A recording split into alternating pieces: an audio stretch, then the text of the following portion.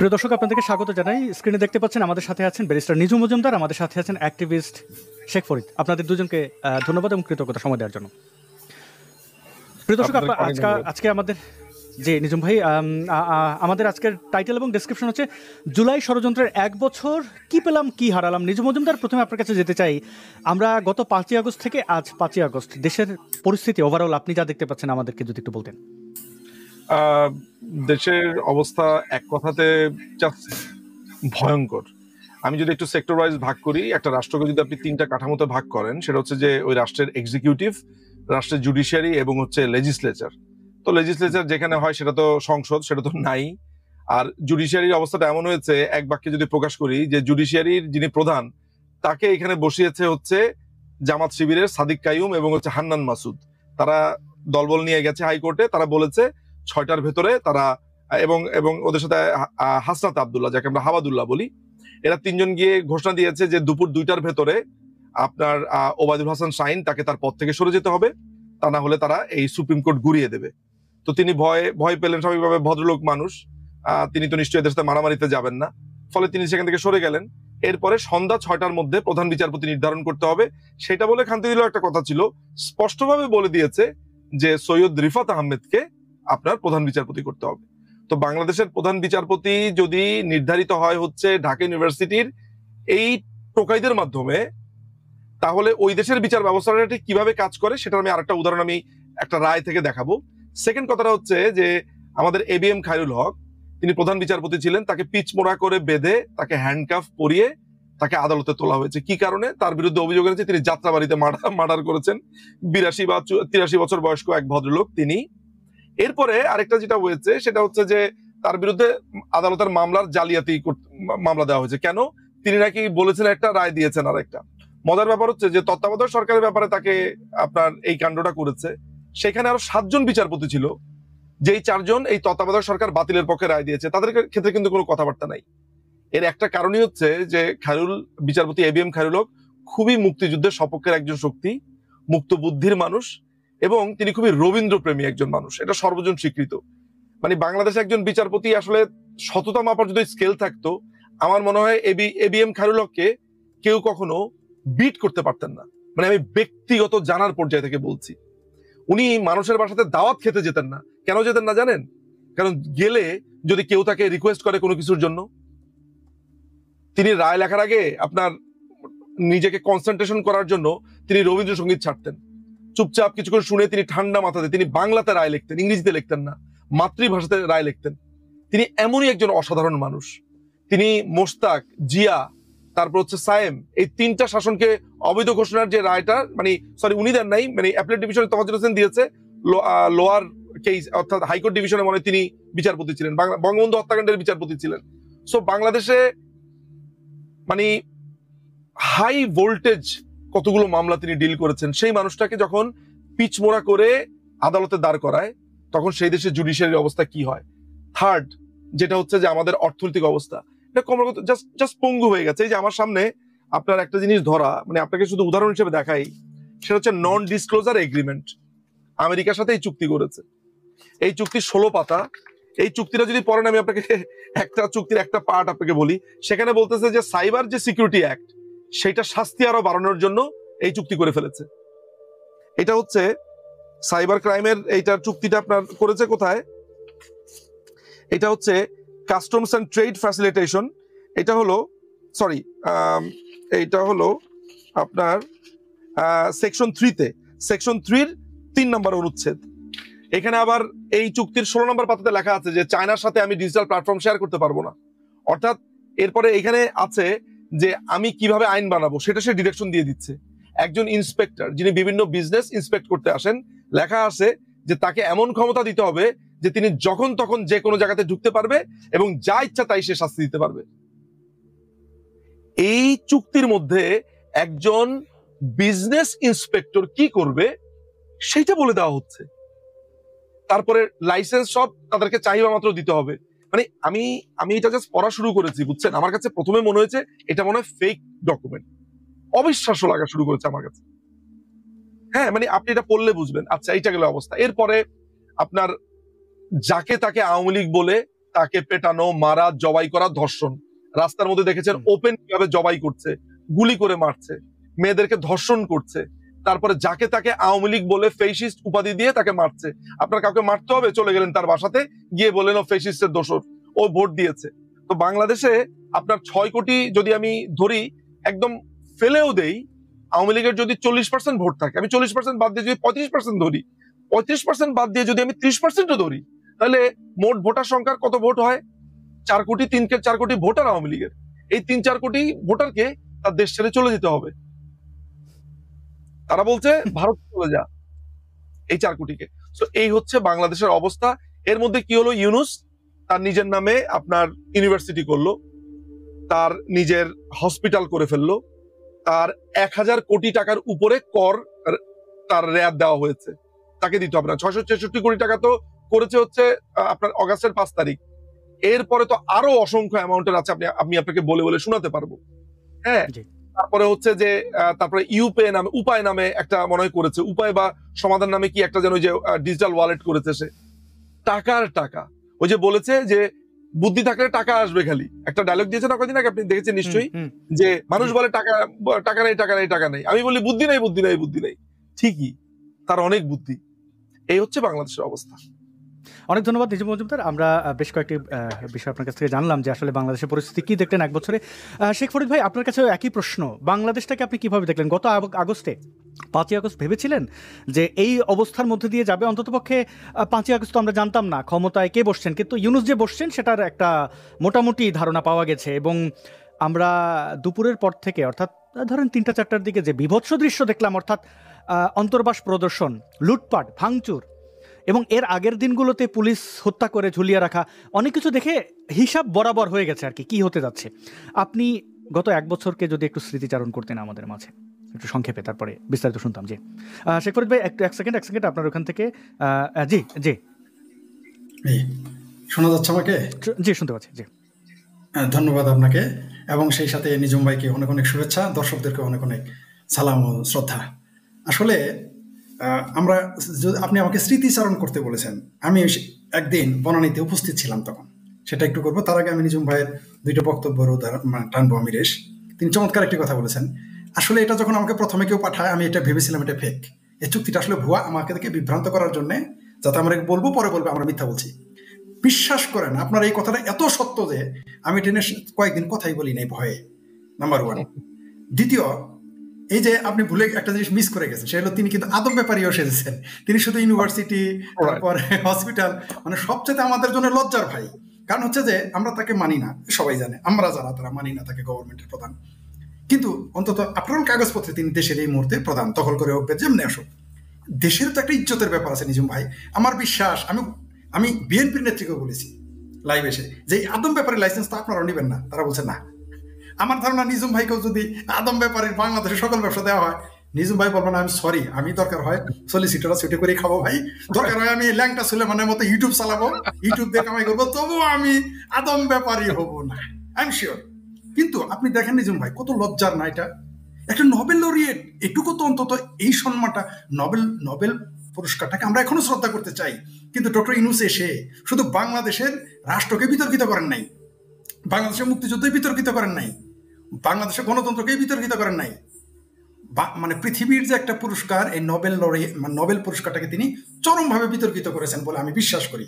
এবং শুধু এটা আমি বিশ্বাস করি না, আমার মনে হয় এটা তিনি হচ্ছে সর্বশেষ উদাহরণ যে নোবেল প্রাইজ নিয়ে মানুষ এখানে হাসাহাসি করবে, যে কিনা আদম ব্যাপারীও শেষ তক হয়ে গেল। যে জিনিস কেউ অর্জন করে না, সেই জিনিসের মর্ম কি সে বুঝবে? সেটা বুঝবে না, ধরে নিয়ে আমরা একটু আগে। আপনি বয়স কম হলো তো আপনি হেভি ট্যালেন্টেড, আসলে তো আমার খেয়ালই ছিল না, আসলে সে তো ওটার যোগ্য নয়। আমার ধারণা নিজম মজুমদার জন্য নোবেল প্রাইজ পায়, আপনি যদি পান, আমি বিশ্বাস করি আপনারা জীবনে কোনোদিন ব্যক্তি সম্পত্তির দিকে তাকাবেন না জীবনে। আমি বিশ্বাস করি আপনার দুশ্মনেরাও এটা বিশ্বাস করে, আপনারা আর কোনো কিছুর দিকে তাকাবেন না। কারণ এর চেয়ে বড় সম্মান কি? তার উপর দেশের প্রধান বনে গেছেন, সেটা যেভাবে সে আসুক। তারপরও দেশের প্রধান এবং সর্বোচ্চ পুরস্কার, ঠিকই বলছেন, আসলে যে কাজের যোগ্য না তাকে তা করলে, তাকে তা দিলে এই ঘটনাই হবে। অর্থাৎ আপনি বলতে চাচ্ছেন মনে হয় যে বানরের গলায় মুক্তোর হার, খুব সম্ভবত এটাই ঘটে গেছে। মানে তিনি তো ওইটার নোবেল পুরস্কারের ট্যাক্সও বাতিল করছেন। এখন আপনি আমি যদি পাই তাহলে ভালো হবে, ট্যাক্স দিতে হবে না। কিন্তু আমি বলে ফেললাম। আমরা কিন্তু ট্যাক্স দেব, নোবেল পাই আর যাই পাই। যদিও নোবেল ট্যাক্স দেব। বাংলাদেশিদের জন্য এটা একটা লজ্জার, এটা কেউ আমার মনে হয় যদি কোনো এখন ব্যক্তিত্ববানকে নোবেল দেওয়া হলে সে প্রত্যাখ্যান করবে। এখন শুধু কারণটাও ইউনুস। যাই হোক, আপনি তাহলে ইউনুসের কাতারে, স্মৃতিচারণ কথা, হ্যাঁ জি স্মৃতিচারণের কথা, রাইট। আমার এক ভাই ছিল বুঝছেন, তারা পুলিশের চাকরি দিতে গেছিল, সে একটা উদাহরণ দিয়ে বলছিল আমি জীবনেও পুলিশ হবো না। তা আমার মনে হয় এখন কেউ নোবেল প্রাইজ দিলে বলো আমি জীবনেও পুলিশ নোবেল নিব না, কারণ ইউনুস আছে। যাই হোক, স্মৃতিচারণ করি। আমি একদিন না বনানীতে, ওইটা আমার লাইভ ভিডিও আপনারা দেখতে পারবেন আমার ওই তারিখে, সেটা হয়তো 1 থেকে 4 তারিখের মধ্যে। আমি অবাক হয়ে লক্ষ্য করলাম, আমাকে কি শোনা যাচ্ছে নাকি সমস্যা হচ্ছে না? পরিষ্কার শুনতে পাচ্ছি। আচ্ছা ঠিক আছে, থ্যাংক ইউ। মানে আমি ছাত্রদের জিজ্ঞেস করেছিলাম, দেখবেন ওইটা লাইভ আছে, মানে আমি ওই দিন লাইভ ছিলাম বনানী, ওই যে কাকপলি বনানী মোড়ে। আমি জিজ্ঞেস করছি তোমরা কিসের আন্দোলন করতেছো? আমি প্রাইভেট ইউনিভার্সিটির ছাত্রদের দেখে বুঝে ফেলেছিলাম এরা হচ্ছে হয় হিজবুত তাহরির না শিবির। আমি কিছু প্রগ্রেসিভ ছেলেও দেখেছি মেয়ে বনানীতে, আমি তাদের বললাম এই ছেলে ও তো হিজবুত তাহরির করে, ও তো শিবির করে, ও তোমাদের নেতৃত্বে কেন? কি বলেন আঙ্কেল? আমি বললাম এদের তো আমি ব্যক্তিগতভাবে চিনি। কিভাবে চিনি এটা টেকনিক্যাল কারণে এখানে বলা গেল না। তখন তারা বলল যে এটা তো আমরা জানি না। আসলে এই সংখ্যাটা কিন্তু বেশি। এই যে দেখবেন ওরা এতদিনে বলতেছে যে শিবির এগুলো করেছে, আমরা তখন জানি যে শিবিরের ম্যাচ থেকে এসেছে সিরাজগঞ্জ, বগুড়া, রাজশাহী, সাতক্ষীরা, চিটাগং থেকে তারা দলে দলে পালে পালে ঢাকায় যে শিবিরের ম্যাচ নামেই পরিচিত সেগুলোতে ছিল। এমনকি বামপন্থীতে যখন বললাম ভাই এরা কিন্তু এই আন্দোলন কিন্তু শিবির দ্বারা প্রমোটেড, শিবির প্যাট্রোনাইজ করতে, না না না না শিবির দ্বারা প্যাট্রোনাইজ হচ্ছে না। বললো যে আগে হাসিনা যাক, পরে যে মন চায় তাই আসুক। এখন কিন্তু তারা কাঁদতেছে। এখন দেখলাম তারা মোটামুটি শুধু কান্নাকাটি না, যথারীতি তারা এখন বুক থাপড়াচ্ছে, 2-1 চিঙ্কুবাম ছাড়া, যে তারা ভুল করেছিল। আমি আমার কথাটা যদি বলেন, আমি শুরুতেই বুঝে গিয়েছিলাম 18 সালের আন্দোলনে যেটি শিবিরের দ্বারা, এটা শিবির একেবারে সরাসরি শিবিরের। কারণ কোচিং সেন্টারগুলোতে আজকে দেখবেন প্রাইভেট ইউনিভার্সিটির যত ছাত্র আছে এগুলো ঢাকা বিশ্ববিদ্যালয়ের চান্স না পাওয়া কোচিং সেন্টারের ছাত্র। আর কোচিং সেন্টারের ক্লাস কে নেয়? সেখানে নিশ্চয়ই নিজুম মজুমদার ছিল না, সেখানে নিশ্চয়ই শেখ ফরিদ ছিল না কোচিং সেন্টারের টিচার, নিশ্চয়ই আসাদ নূর তো ছিলই না, প্রশ্নই আসে না। প্রত্যেকটা কোচিং সেন্টারে 2-1 বাদ দিয়ে প্রত্যেকটা কোচিং সেন্টারে সবগুলো শিক্ষক ছিল শিবিরপন্থী। তাদের কাজই ছিল ছাত্রদের মন বিষিয়ে তোলা, ক্লাসের ফাঁকে ফাঁকে বঙ্গবন্ধু, শেখ হাসিনা, আওয়ামী লীগ, ভারত এবং হিন্দু, এই বিষয়গুলো তারা এমনভাবে কৌশলে বলতো। আমি নিজের কানে ক্যান্টনমেন্টের ভিতরে ক্লাস নেওয়া সময় আমি নিজে ওখানে উপস্থিত ছিলাম। এনিহাও, এটা কেউ যদি বলে শুনছি না, আমি উপস্থিত ছিলাম যে কোনোভাবে। সেই ক্লাসে গিয়ে বলছে, সেই শিক্ষক নিজে পড়া স্বীকার করছে সে শিবির। সে বলেছে বাংলাদেশের সবচেয়ে বড় সন্ত্রাসী সংগঠন হলো শিবির, অথচ এটা ক্যান্টনমেন্টের ভিতরে। Can you imagine? ক্যান্টনমেন্টের ভিতরে ক্লাস নেওয়ার সময় এগুলো বলতেছে। তখন পোশাকি এবং পোশাক ছাড়া, অর্থাৎ ড্রেসি এবং ড্রেস ছাড়া, সিভিলিয়ান এবং আর্মি পাশাপাশি ক্লাস হচ্ছে। সেইখানে একটা শিক্ষক আসাদ নূরের মতো বয়সী, সে বলে ফেললো যে ছাত্রলীগ হচ্ছে বাংলাদেশের সবচেয়ে বড় সন্ত্রাসী সংগঠন। একটা লোক কথা বলে নাই। তাহলে ক্যান্টনমেন্টে যদি এটা বলতে পারে, তাহলে কোচিং সেন্টারগুলো তো কি হয়েছে একবার ভেবে দেখেন তো। এরাই তো আন্দোলনটা করেছে। আর যে ঘটনাটা 1 বছরে ঘটেছে, প্রথমত সন্ত্রাস 10 গুণ না 100 করেছে। মব ফাইন্যান্স মানে কি? মানুষ বাঁচতে পারে, কারণ কি জানেন? যদি গৃহযুদ্ধ লাগে, মনে করেন আমি আর নিজুম ভাই প্রতিপক্ষ, 2 পক্ষই সমান শক্তিমান থাকবে। কিন্তু এখন কি হচ্ছে? এটা ওয়ান সাইডেড। অর্থাৎ যারা আওয়ামী লীগের পক্ষে, যারা মুক্তিযুদ্ধের পক্ষে, আর মুক্ত চিন্তা হলে তো কথা নাই, ওটা হলো ওয়াজিব, তার তো সবাই তো ওয়াজিব। মুক্ত চিন্তার হলে কথা নাই। মুক্তিযুদ্ধের পক্ষের এবং আওয়ামী লীগের পক্ষের মানুষদের উপরে স্টিম রোলার চালানো হচ্ছে একতরফা এবং ভয়াবহ রকমের, ভয়াবহ। আপনি চিন্তা করতে পারবেন না। ধর্ষণ করা হচ্ছে, ধর্ষণ।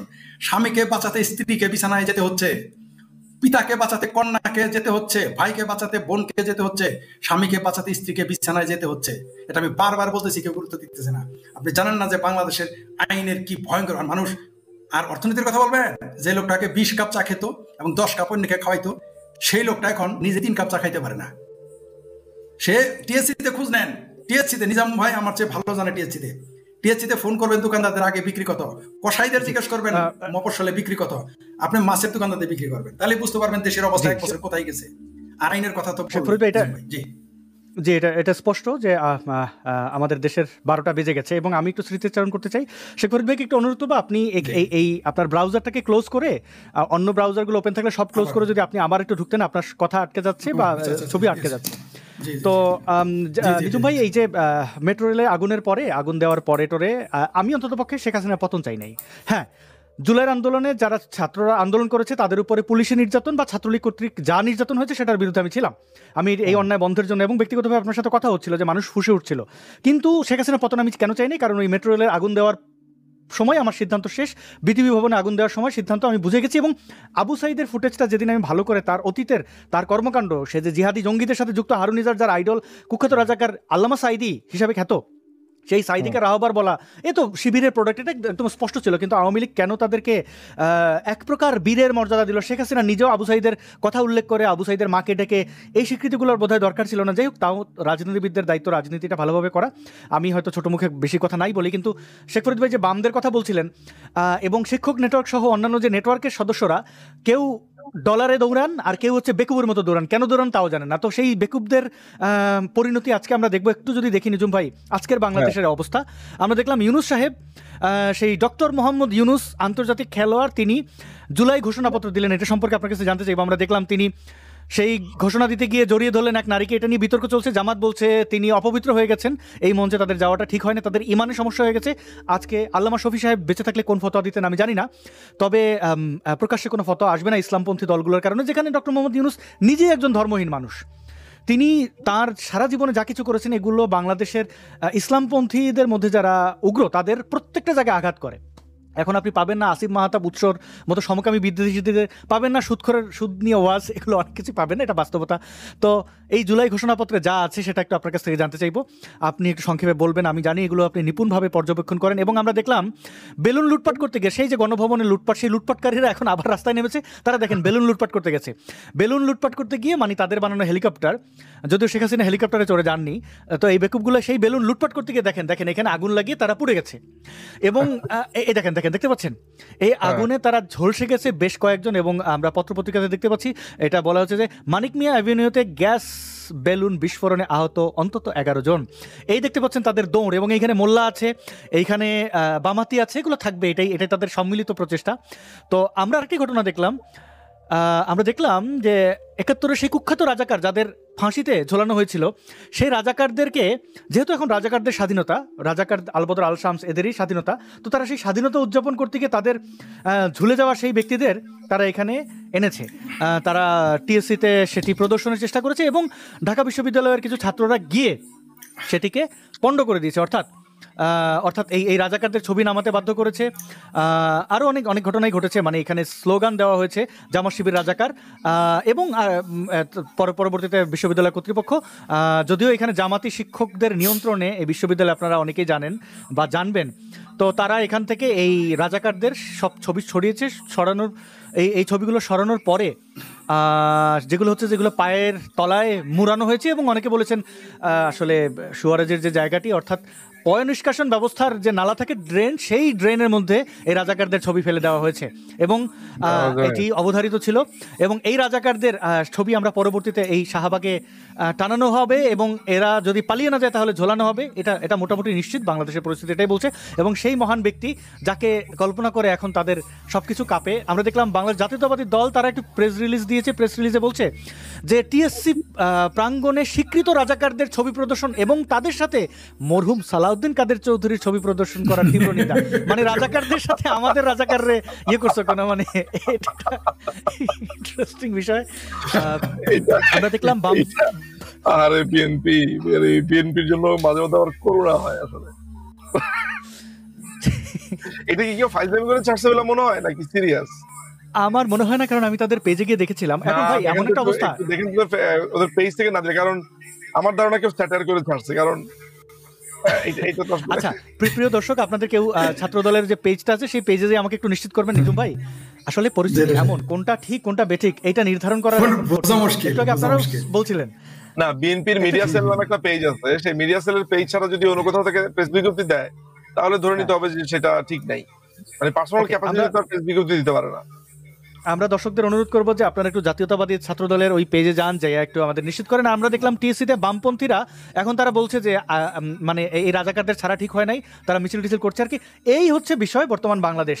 নিজুম ভাই আপনার কাছে একটু ফিরতে চাই, আপনার কাছে জানতে চাই যে এই যে জুলাই ঘোষণাপত্র আসলে, এই ঘোষণাপত্র দিয়ে করবেটা কি? মানে জিয়াউর রহমান এই বঙ্গবন্ধু খুনিদের ইন্ডেমনিটি দিছিল না, এরকম তো অনেক করতে দেখলাম। বঙ্গবন্ধুর খুনিদের বিচার তো হয়েছে। আসাদ ভাই, আমি আপনাকে সহজ ভাষাতে আইনি ব্যাপারটা বুঝাবো, ঠিক আছে? মানে আপনি জাস্ট এইটা মাথায় রাখবেন, তাহলে বুঝবেন। ফার্স্ট অফ অল, এই যে অন্তর্বর্তীকালীন সরকার বলে যাদেরকে বলা হচ্ছে, আমাদের সংবিধানে তাদের কোনো স্বীকৃতি নাই। আমাদের সংবিধানের 106 নম্বর ধারাতে একটা কথা বলা আছে যে এমন সিচুয়েশন যদি আসে, যেই সিচুয়েশন ধরেন কি উপায় অন্তর খুঁজে পাওয়া যাচ্ছে না, তখন রাষ্ট্রপতি এটা জানতে চাইতে পারেন প্রধান বিচারপতির কাছে। এটা আমাদের সংবিধানের 106 নম্বর অনুচ্ছেদে আছে। রাষ্ট্রপতির রেফারেন্স যখনই আসবে, রেফারেন্সটা কাদের মাধ্যমে যায়? ধরা যাক যে আইন মন্ত্রণালয়ের মাধ্যমে সেখানে জমা হয়।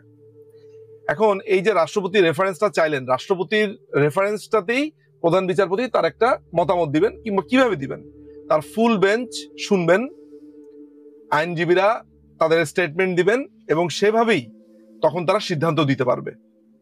কিন্তু প্রশ্ন থেকে যায় যে তিনি যেই সিদ্ধান্তই দেন না কেন, প্রধানমন্ত্রী তো পদত্যাগ করেন নাই। তো প্রধানমন্ত্রী যদি পদত্যাগ না করেন, তাহলে প্রধানমন্ত্রীর পদত্যাগের প্রশ্নে প্রধানমন্ত্রীর পদত্যাগ না করলে আর কোনো সিদ্ধান্ত অ্যাপিলেট ডিভিশনও নিতে পারবে না।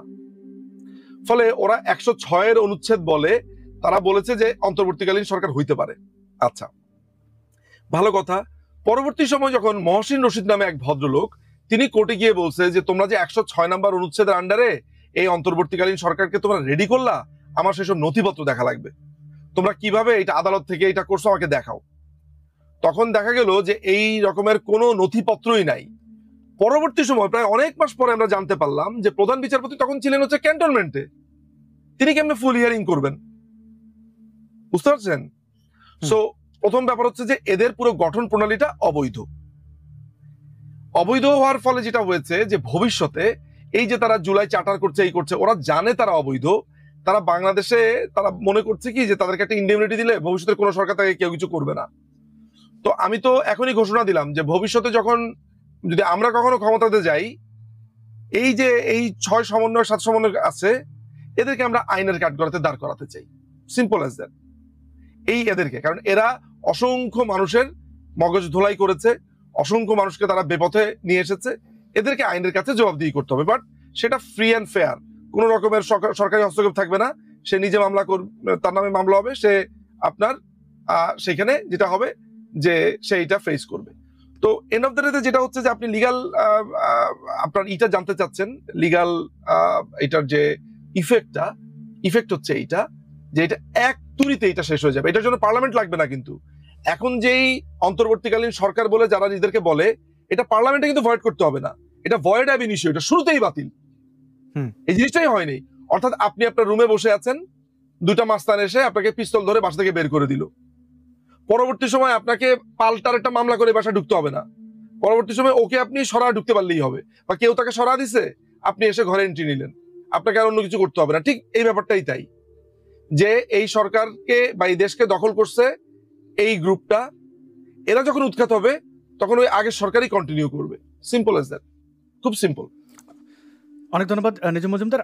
শেখ ফরিদ ভাই, আপনার কাছে যেতে চাই। আপনার কাছ থেকে প্রশ্ন এটাই, খুব সহজ প্রশ্ন, মানে সহজ প্রশ্ন বলতে মানে সহজ জিজ্ঞাসা, যে এই যে জুলাই ঘোষণাপত্র আসলো, এখান থেকে আপনি কি দেখলেন? আচ্ছা, ইলেকশনটা কবে শেখ ফরিদ ভাই আপনি জানেন? আওয়ামী লীগ না ইলেকশন দেয় না এখন? শুনেন, নিজুম ভাইরা ইলেকশন দেয় না, নিজুম ভাইরা রাইতের ভোট, দিনের ভোট রাইতে করে। এরা তো রাইতেও দিনে তো ভয়ই পায়, রাইতের ভোটেরও তো নাম নেয় না। সেই জন্য তো আমার হাসি আসে বেশি। অদ্ভুত ব্যাপার এরা, আমি অবাক হয়ে যাই। জামাত, হেফাজত, বিএনপি, এরা কিভাবে না একেবারে ওই যে শিবপাঞ্জির মতো বুকতা পড়লো, ভোট নাই ভোট নাই, মানে হাই হোসেন বলে নাই তারা। নতুন এরা হলো নির্বাচনী শিয়া, ভোট চাই, ইলেকশন চাই, দিনের ভোট রাইতে হয়েছে। আর এখন ইলেকশনের কথা শুনলে জামাতের তো জলাতঙ্ক রোগ হয় কুকুরের মতো, আর বিএনপি তো সবে মাত্র 2 মাস যাবত বলতেছে। এর আগে তারও নির্বাচনের কথা বলে নাই। আর এনসিপি তো নির্বাচন চাইবেই না, কারণ শ্বশুরবাড়ি হাগা, মানে বালুরচরে হাগার শ্বশুরবাড়ি খাওয়া পাইলে কেউ কি শ্বশুরবাড়ি থেকে যাইতে চায়? তো এনসিপিরা তো যাইতে যাবে না, কারণ এরা নির্বাচন নাই, ভোট নাই, রাজনীতি নাই, আন্দোলন নাই, কোনো রাজনীতিতে এরা আসছে শুক্র রাষ্ট্র দিন, তারা এসে ক্ষমতা দখল করে ফেলেছে। এরা তো নির্বাচন চাবে না, স্বাভাবিক। তাদের কাছে নির্বাচন আসা আমরা করিও না, কারণ এরা এই নাবালক যারা, একটা কেউ শুনলাম যে কোন সমন্বয়ক নাকি কোন এনসিপির কোন নেতা নাকি, ওই 3 জন যে কি আছে এরা ওই অপদেষ্টা, এরা নাকি চাকরির ইন্টারভিউ ফেল করেছিল, 12,500 15,000 টাকার চাকরি। এইগুলো ইন্টারভিউ, চাকরি নেওয়ার যোগ্যতা নেই, তারা এখন মন্ত্রী হয়ে গেছে। চিন্তা করে দেখেন। তো সুতরাং এরা তো নির্বাচন চাইবেন আমরা জানি, কিন্তু আমি কেন জানি, আমি বহু আগে বলছি যে বিএনপি শেষে মূলাটা ধরিয়ে দেবে বিএনপির হাতে। 2 বছর যদি দেরি হয়, আওয়ামী লীগ নিরঙ্কুশ ভোটে না, দেখবেন যে পানের জোয়ারের মতো আওয়ামী লীগ ঢুকে যাবে, কেউ ঢাকাইতে পারবেন। ইলেকশনের দরকার নেই, ইলেকশন তো পরের কথা, ইলেকশন তো পরের, এরাই বরং শিখিয়ে দিয়েছে নিজুম মজুমদার ইলেকশন ছাড়া ক্ষমতায় যেতে পারবে। আর নিজুম ভাই তো বলেই দিলেন, আইন অনুযায়ী যদি এই সরকারকে কোনোভাবে, তথাকথিত এই সরকারকে এই দখলবাজদের হটিয়ে দেওয়া হয়, তাহলে যার ঘর তারই, অর্থাৎ সেই যারা মন্ত্রী ছিলেন, যারা এমপি ছিলেন, তারা একটু বহাল তবিয়তে থাকবেন। আচ্ছা, এমপি মন্ত্রী আপনি বাদ দিলেন, উপজেলা চেয়ারম্যান মেয়রদের কেন বাদ? ওটা কোন আইনে বাদ দিলেন ভাই? ওটা তো স্থানীয় নির্বাচন, ওটা আপনি কিভাবে কোন আইনে বাদ দিলেন? আচ্ছা, আমরা জানি যে কোনো সরকারকে উচ্ছেদ করা যায়, সেটা বিপ্লব বলে বা অভ্যুত্থান, কিন্তু চেয়ারম্যান মেম্বার উচ্ছেদ করতে হয়, এটাই জীবনে প্রথম দেখলাম। এটা কি বিপ্লব নিজেরাই জানি না। আর এটা যে বিপ্লব কি না তারা নিজেরাই বলতে সাহস পায় না। দেখেন, এদের বুকে পাটা নাই সাহস করে বলতে যে এটা বিপ্লব করেছে। কারণ বিপ্লব করলে দায় নিতে হবে, বিপ্লব করলে এজেন্ডা বলতে হবে, বিপ্লব করলে ধোকাবাজি করা যাবে না, কারণ এরা তো আসছেই ধোকার মাধ্যমে। দেখেন, আগে কোনোদিনই কেউ বলে নাই শিবির আসছিল এখানে। আমি শিওর, এই যে এখন দেখেন এনসিপি গ্যাংদের পরশু দিনের প্রোগ্রাম ফ্লপ হলো, আজকের প্রোগ্রাম সুপার ডুপার ফ্লপ। তাদের ট্রেন দিয়েছে, আপনি দেখেছেন, একজন দাঁড়িয়ালা জামাতের বললো যে আমাদের এই লোকাল ট্রেন দিয়েছে, ছিট নাই। আরে বাবা, টিকিট কেটে আমরা ইন্টারসিটি টিকিট কেটে দাঁড়িয়ে থেকে যাই ভিড়ের সময়, আর এরা ফ্রিতে আসছে বা সৌজন্যতে আসছে, আইসে বলে কি আমাদের মনে হয় এদের হেলিকপ্টার দিয়ে নিয়ে ঢাকায় নিয়ে যেতে হবে। আর সবচেয়ে ভয়ঙ্কর তথ্যটা আপনাদের, আমি নিজে, হ্যাঁ বলেন। জি না, আমরা বলছিলাম শেখ ফরিদ ভাই আপনার কাছে আবার ফিরছি। মানে আমি শুধু জানতে চাইছিলাম, ইলেকশন দেবে না তারা, এবং ইলেকশন যে দেবে না সেটা এখন পর্যন্ত তারা স্পষ্ট, এবং তাদের যদিও যোগ্যতা নাই ইলেকশন। এক মিনিট বলি আমি 28টা লেখা আমি আপনার ওখান থেকে নিয়ে পড়লাম, তন্ন করে খুঁজে দেখলাম একটা হরফ নাই নির্বাচন অমুক দিন হচ্ছে, তমুক দিন আমরা মাঠে নামবো, কোথাও লেখা নাই। বিএনপির জন্য শুভকামনা। জি, ব্যাপারটা দাঁড়ালো যে আওয়ামী লীগের বিরুদ্ধে যে ইলেকশন নিয়ে অভিযোগ, সেই অভিযোগের পাল্টা হিসাবে তারা তো ইলেকশনের দিনক্ষণ ঘোষণা করতো, দিতে পারুক না দিতে পারুক, তারা ইলেকশন দেবে না। এবং কি করতেছে, এই গুটি কয়েক ভাড়া করা টোকাইদের দিয়ে তারা বলতেছে আওয়ামী লীগকে ফিরতে দেবো না। এখন যদি ধরেন আপনি একটা সমুদ্রকে বাদ দেন, মনে করেন টিন দিয়া, আপনি দিয়ে বলতেছেন বাঁধটা খুব ভালো হয়েছে, মজবুত হয়েছে, সমুদ্রের পানি আসতে দেবো না, যখন ঢেউ আসবে তখন কি হবে? নিজুম ভাই, আপনার কাছ থেকে একটু, আমি বুঝতে পারছি নিজুম ভাই ক্লান্ত, সারাদিন ধরে কথা বলে যাচ্ছেন, এবং আপনার এই অবদান, এটা যদি আসলে আমি ঘুমাই নেই, একদম কমপ্লিটলি না ঘুমা আছে। জি, আমি আপনার কাছ থেকে একটা জিনিস জেনে আমি আপনাকে রেস্ট করার জন্য অনুরোধ করব। মানে আপনি যদি একটু আমাদেরকে বলতেন যে এনসিপির যে গুন্ডাগুলা, জুলাই জঙ্গিরা, তারা কক্সবাজারে গেল কোনো এক গোপন মিটিংয়ে, মানে সিসি ফুটেজ থেকে আমরা দেখলাম তারা মুখটুক ঢেকে চোরের মতো কইরা, আবার ঢাকা এয়ারপোর্ট থেকে যখন তারা ফ্লাইটে উঠছিল, এখানে সার্জিস আসছে, সম্ভবত হাসনা আছে, জারা ফারা সব আছে, এরা এয়ারপোর্টের একটা নির্মাণাধীন গেট দিয়ে চাপা দিয়ে গেল, এবং তারা যাইয়া নামলো হচ্ছে কক্সবাজারের নাইমা, বলা হচ্ছে পিটার হাসের সাথে দেখা করেছে, এটা গোপন করার চেষ্টা করলো। এইখানে ওই যে কি টাটোয়ারি এরা বললো যে না, এটা ঘটনা সত্য না, কিন্তু আবার ওইখানে যে ড্রাইভার, এনসিপি নেতাদের হোটেলে নিয়ে যাওয়া চালক যা বললেন, তারা বলছে যে হ্যাঁ ঘটনা ঘটেছে, আমরা দেখছি। তো এই যে নাটক, এটা লুকাইতে চায়, ওরা কার সাথে দেখা করতে ছিল, কি দান্দা ছিল? আমি আপনাকে জিনিসটা খোলাসা করে দিই, জিনিসটা সোজা। এই পিটার্সের সাথে দেখা করতে গেছে, এটা কারো নজরে আসছে, জিনিসটা সামনাসামনি হয়ে গেছে। একদম লেটেস্ট খবরটা হচ্ছে যে আমেরিকান এমবাসি যেটা চাচ্ছে, আমেরিকান এমবাসির কথা হচ্ছে যে তারা এনসিপি এবং জামাত এই দুইটা সমন্বয়ে একটা গভর্নমেন্টকে ক্ষমতাতে আনতে চায়। এখানে তারা চরমোনাইকে কিছু আসন দিতে চায়, আর বিএনপির ক্ষেত্রে তারা পরিষ্কারভাবে বলে দিয়েছে যে বিএনপি নিয়ে তাদের কোনো আপত্তি নাই, কিন্তু তারেক রহমান হলে তারা এটা মানবে না, তারেক রহমানকে প্রধান রাখা যাবে না, তারেক রহমান রাজনীতি করতে পারবে না, বা তাকে এখানে প্রধানমন্ত্রী হওয়ার ক্ষেত্রে তাকে বাধা প্রদান করা হয়েছে, এটা আমেরিকার সিদ্ধান্ত। এখানে প্রথম প্রশ্নটা আমার যেটা এসছে যে বাংলাদেশ একটা সার্বভৌম রাষ্ট্র যে আমরা বলি, পুরো ব্যাপারটাই ভুয়া।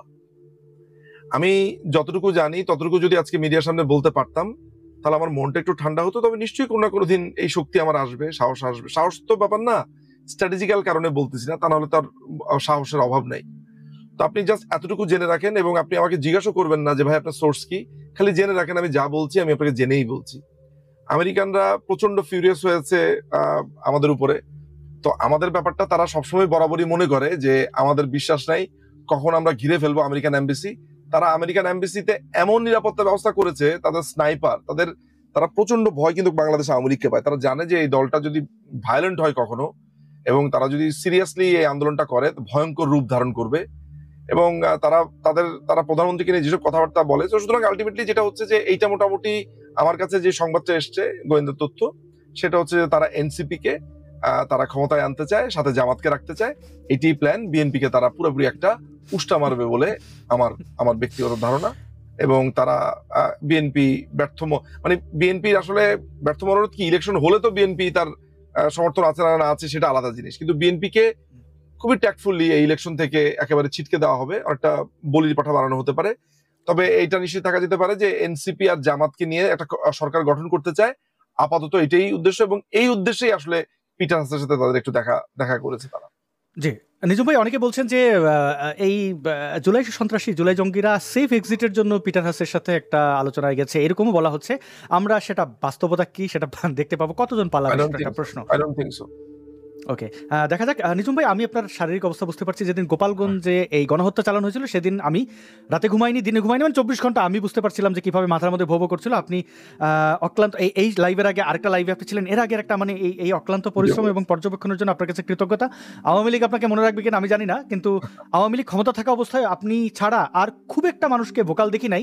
এখন যদিও অনেকে প্রবাসে গিয়ে বিভিন্ন ধরনের, আমি সেই বিতর্কে যাচ্ছি না, কিন্তু তৃণমূলের মানুষরা যেন মনে রাখেন এটা মানে আমি একজন অ্যাক্টিভিস্ট হিসাবে আমি এই অনুরোধটুকু করি যে সবার যার যার মর্যাদা যেন সে দেয়।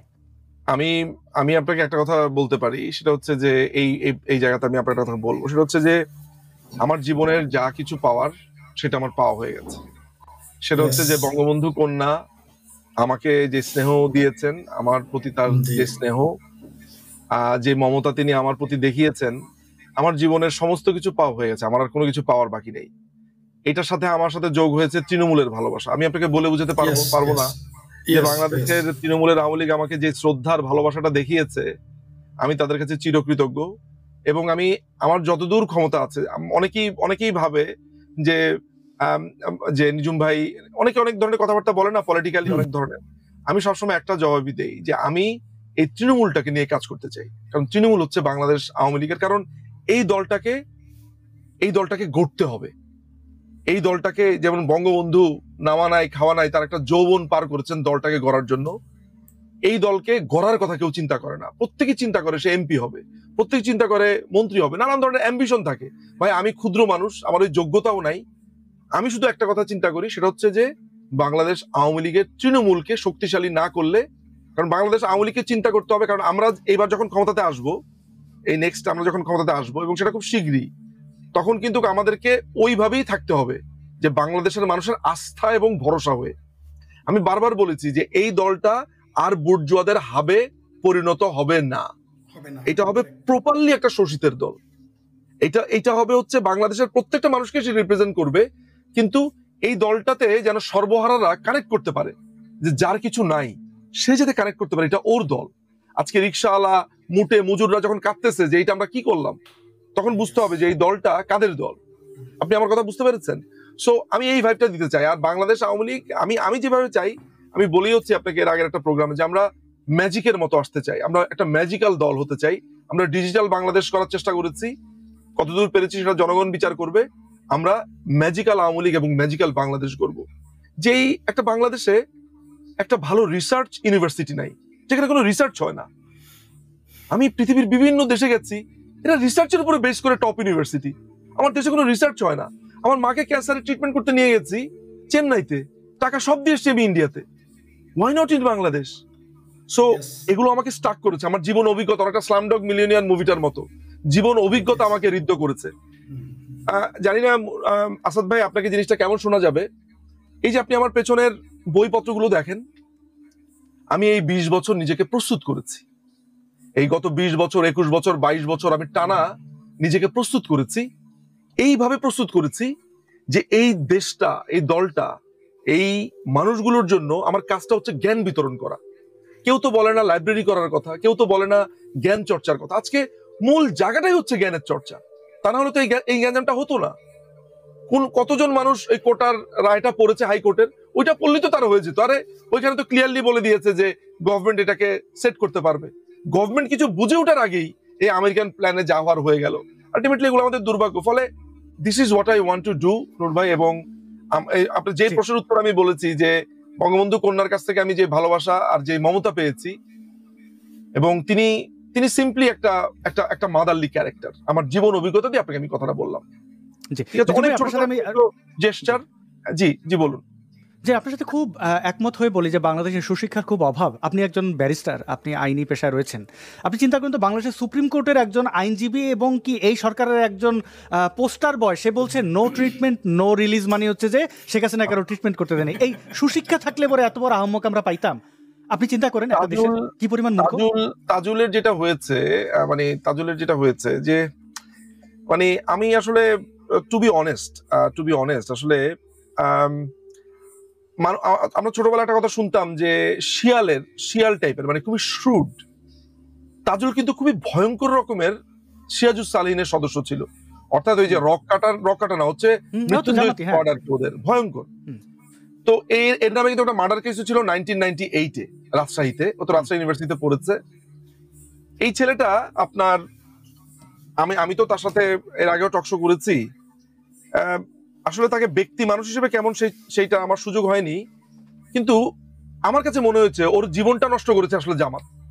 তা না হলে কিন্তু ও পড়ালেখাও করেছে, ও আইনটা পড়েছে, আইনটা প্র্যাকটিস হয়তো বা করতে পারতো।